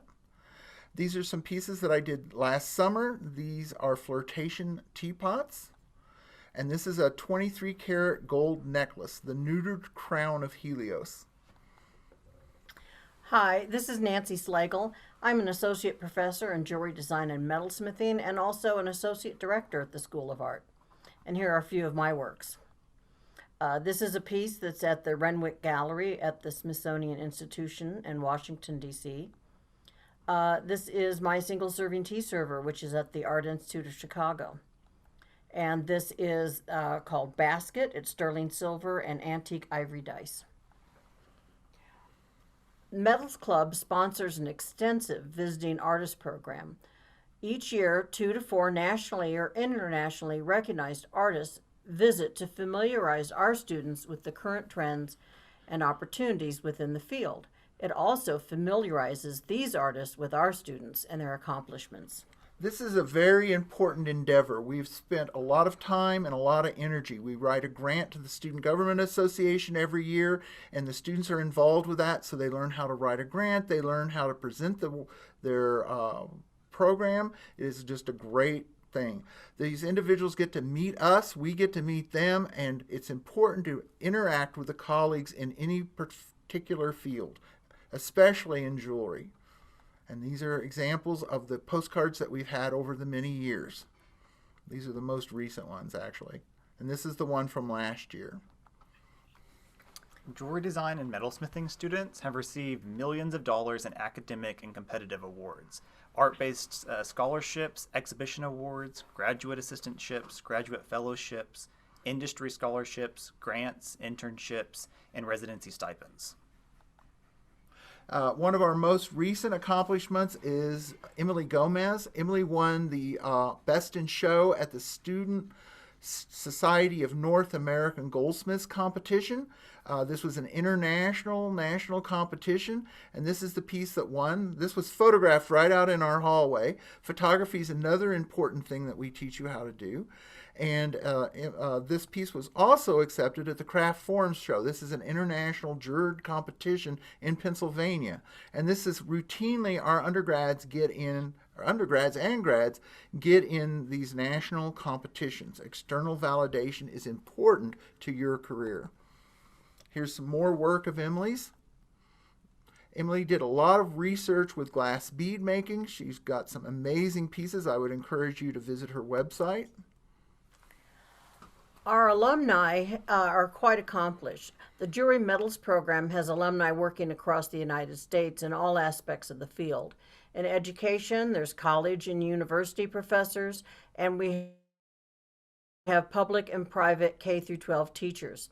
We have studio artists, commercial jewelry designers, entrepreneurs, historical restoration, technical production development, gallery and museum, retail, and sales. This is one of our most illustrious alumni. His name is Mark Nelson. He has a public television show called Beads, Baubles, and Jewels. And Mark also works for Rio Grande Jewelers, a Berkshire Hathaway company, and he is moving up in the company, and he is an amazing resource for our students to have. This underscores the importance of having a program with a large number of alumni. Here's Mark doing a precious metal clay demonstration for us. Chris Eyrich was one of the first BFAs in jewelry design. Chris is now a professor at William Proctor Munson, received a full scholarship. This is Mindy Heron. Also, she went to Indiana University. She is now a professor for her MFA, and she was a BFA here at Tech. She is now at Eastern Tennessee State University, a tenure track professor. This is Sarah Roberts. Sarah is at the Southwest School of Art in San Antonio, Texas. This is Kathy McClure. Kathy is an art consultant for the Seattle Convention Center and a studio artist, making a living as an artist. This is another person. This is Arya Agarwal. Arya is a Denver-based jeweler. She has a company named Alux, and this is a recent article in Denver Life magazine of some of her works. This is one of our most recent BFA candidates. This was Lydia Hoffman. Lydia is currently at the Gemological Institute of America in San Diego, California, receiving an advanced degree in gemological certifications. She has her BFA from Tech, and down below is some work of hers. This is a pearl necklace that she did. And this is another pearl cowl and mask that she did.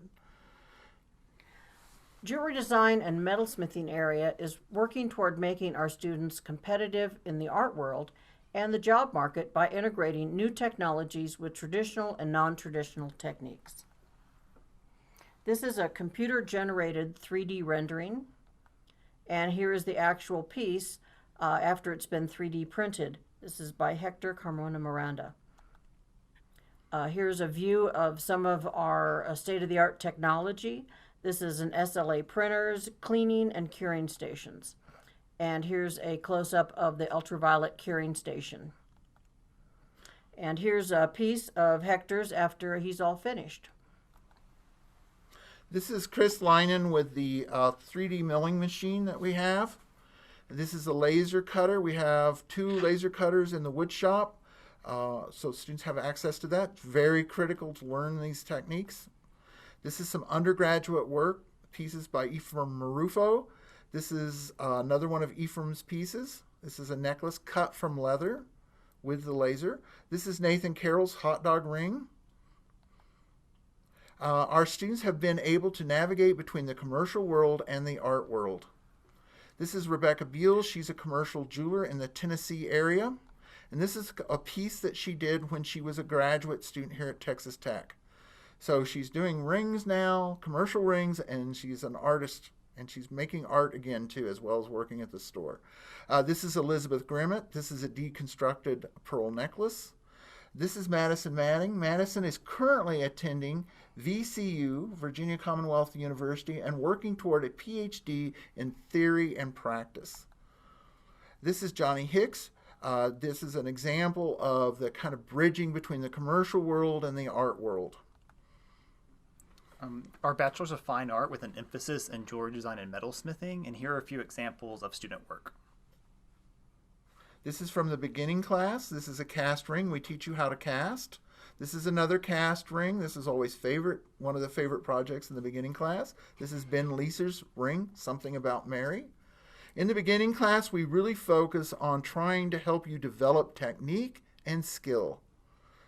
This is a piece by Bethany Wood. Bethany was a BFA at Texas Tech, went on to the University of Iowa on an extraordinary scholarship, and she is currently working for the University of Iowa.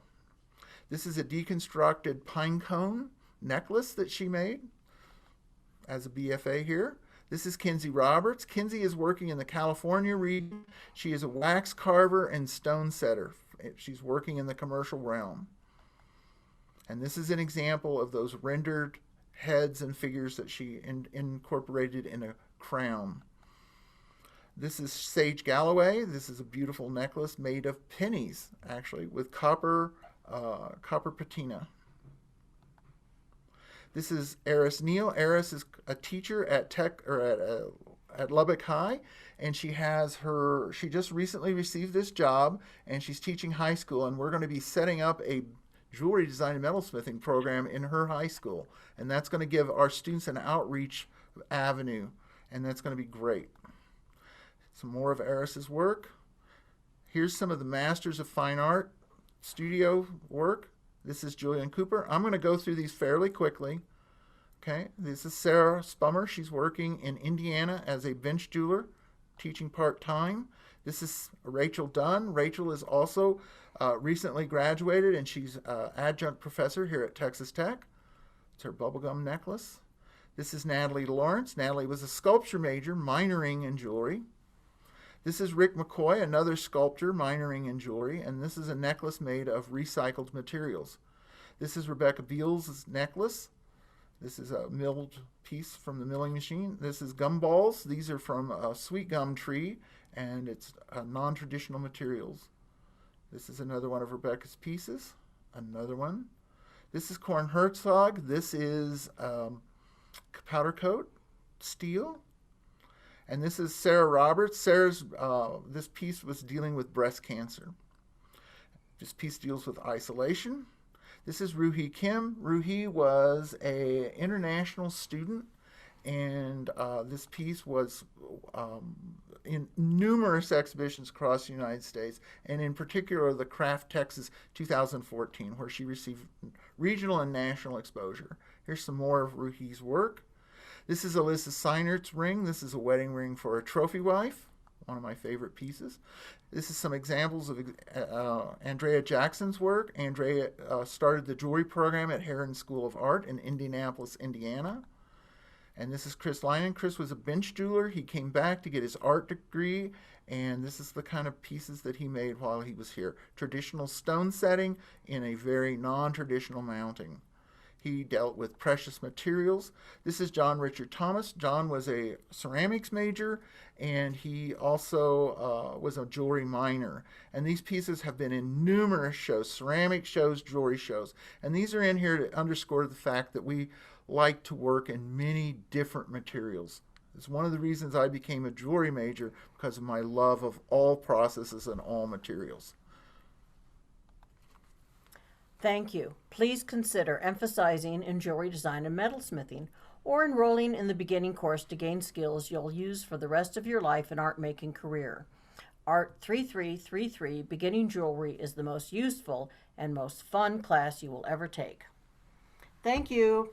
We'll be around to answer some questions. Hi, everybody. Thank you. Thanks, Rob and Nancy, for that. Appreciate it. I guess I am the last contestant here. We'll see if I can figure out how to make this work. All right.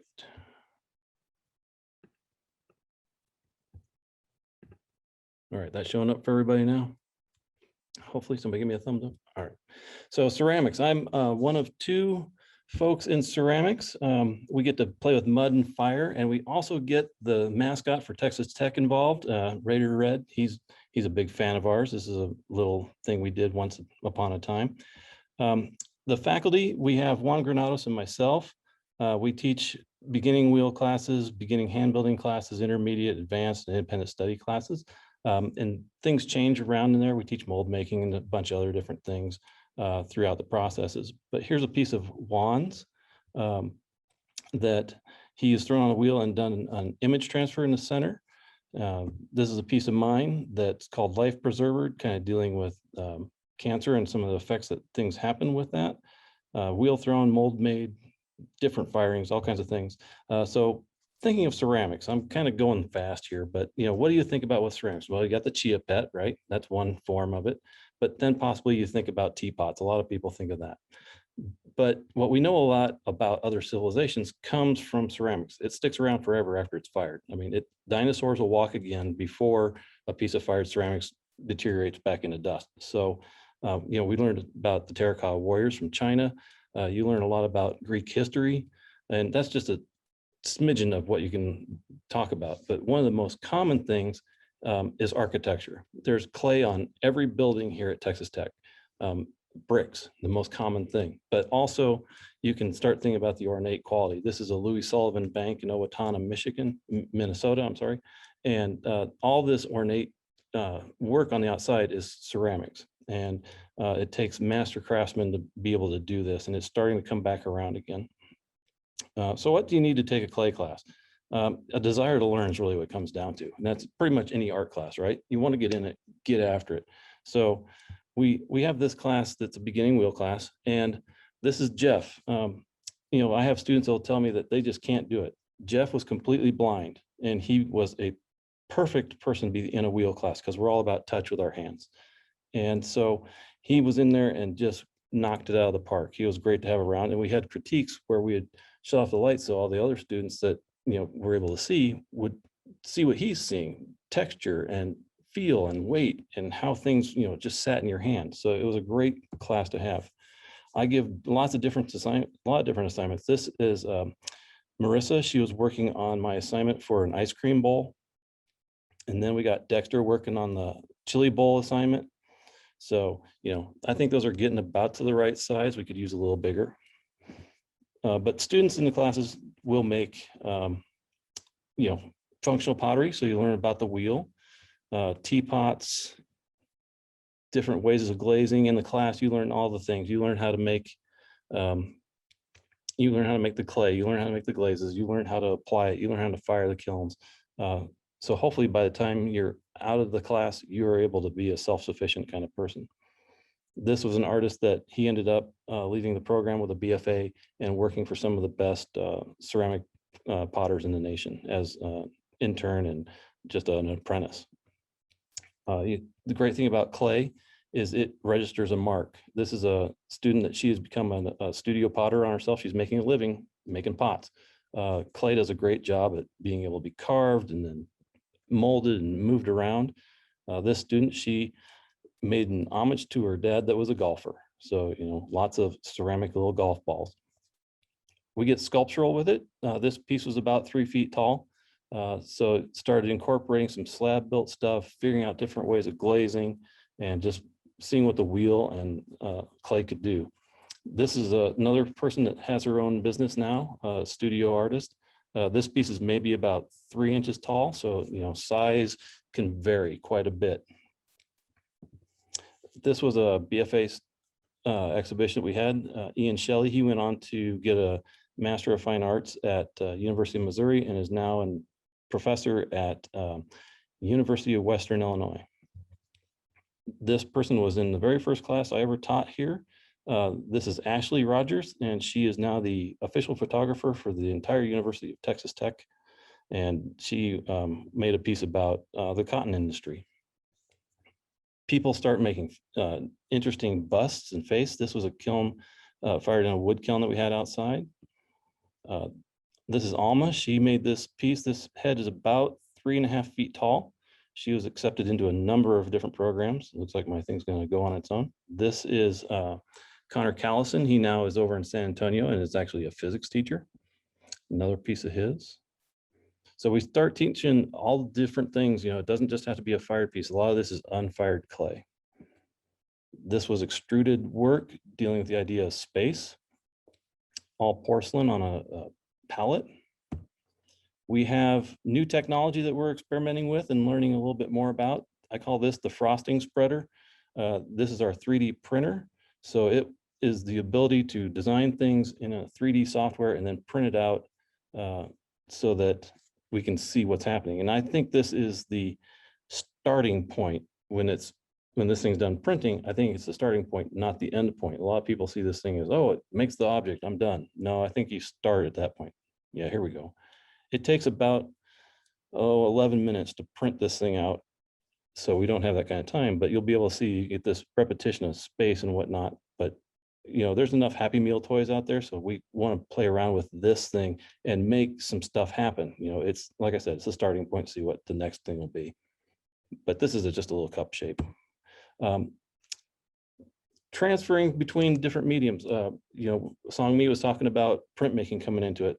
This person, he is actually an illustrator. He studied over in Korea for a while and came back and started carving pots.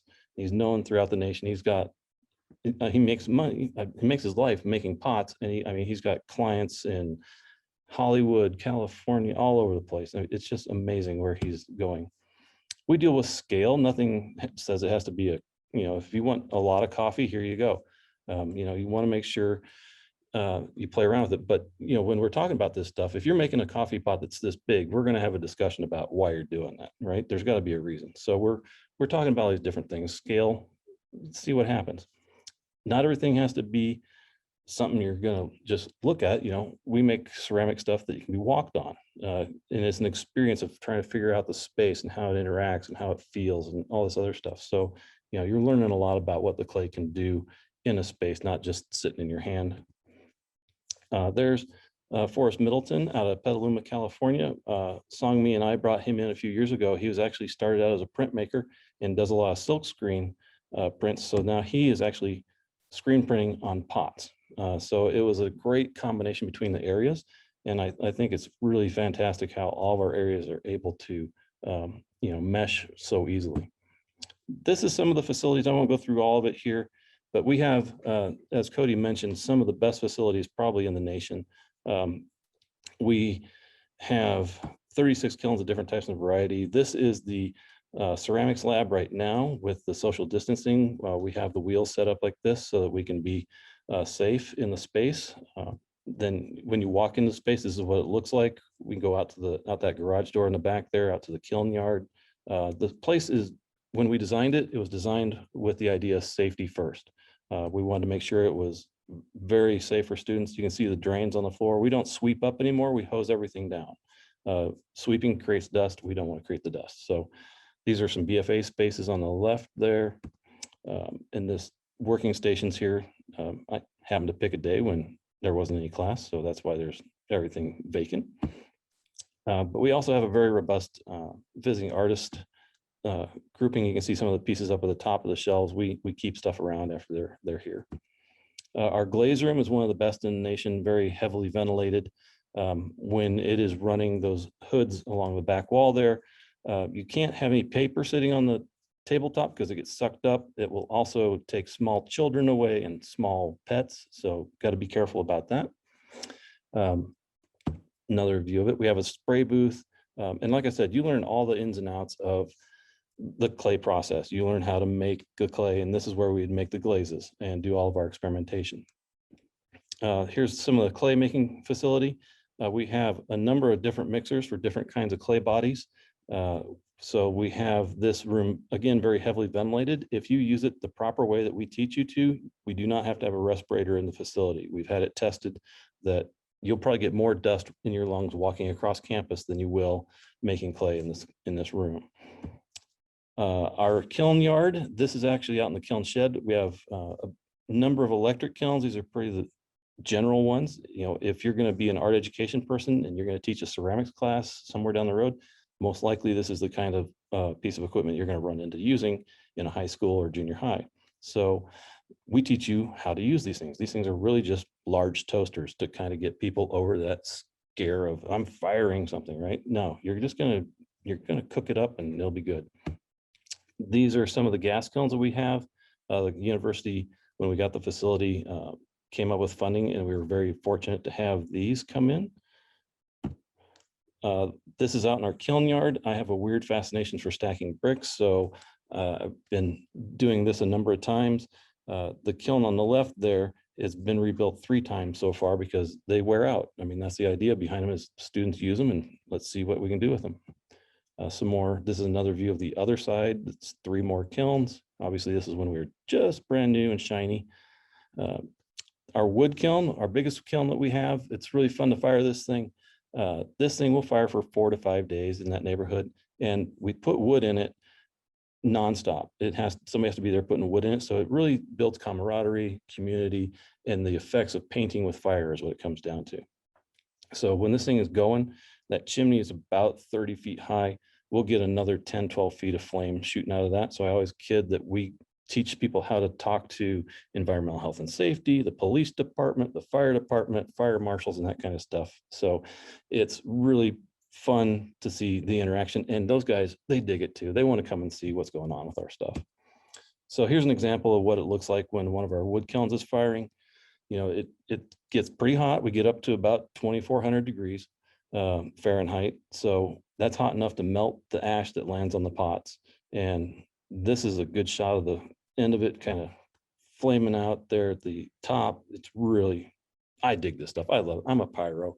I realized early on that I wasn't supposed to wear a suit and tie, that I was supposed to be in mud and fire. And it explained a lot to my parents down the road.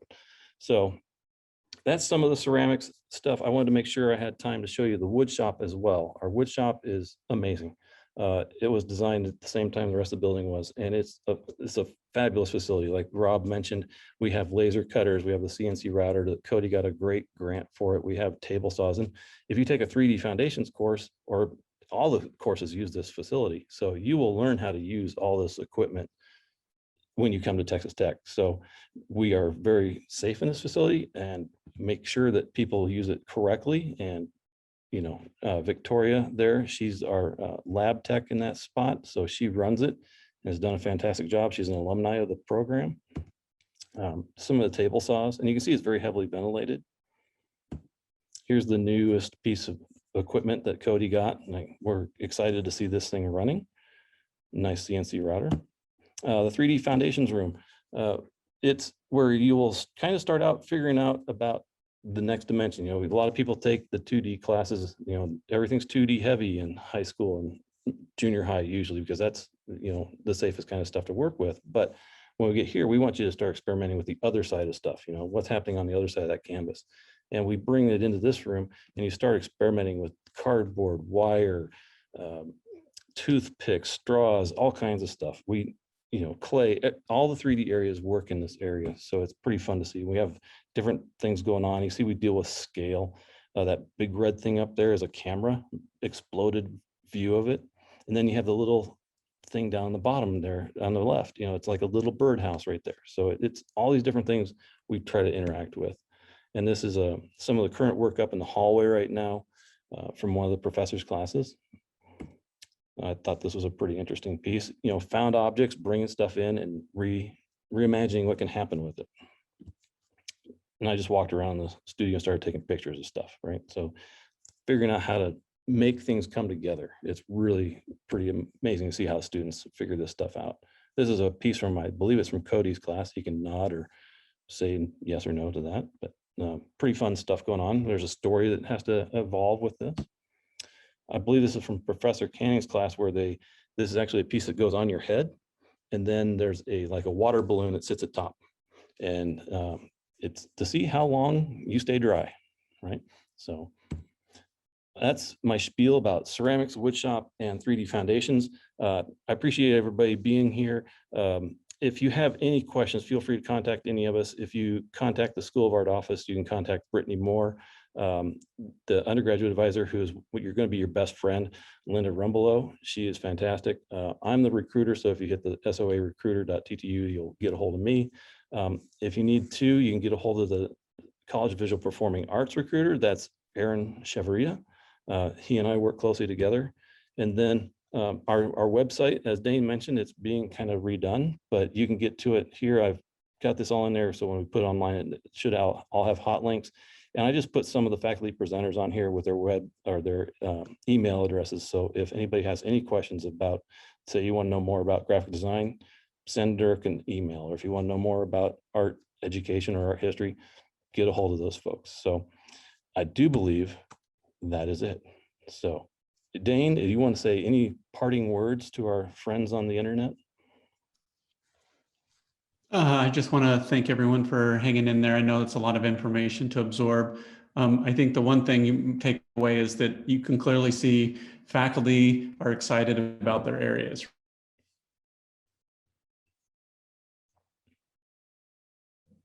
These medias, their ideas, and share. And I think you would see that if you came here to Texas Tech. Faculty really would want to interact with the students. So my thanks to Vaughn for putting this together, and for all of you for participating this morning. My thanks. All right, gang. Well, with that, we're going to say thank you for coming and farewell. Everybody have a good weekend. And we hope to see some of these students that we didn't see here. We'll see them in the class.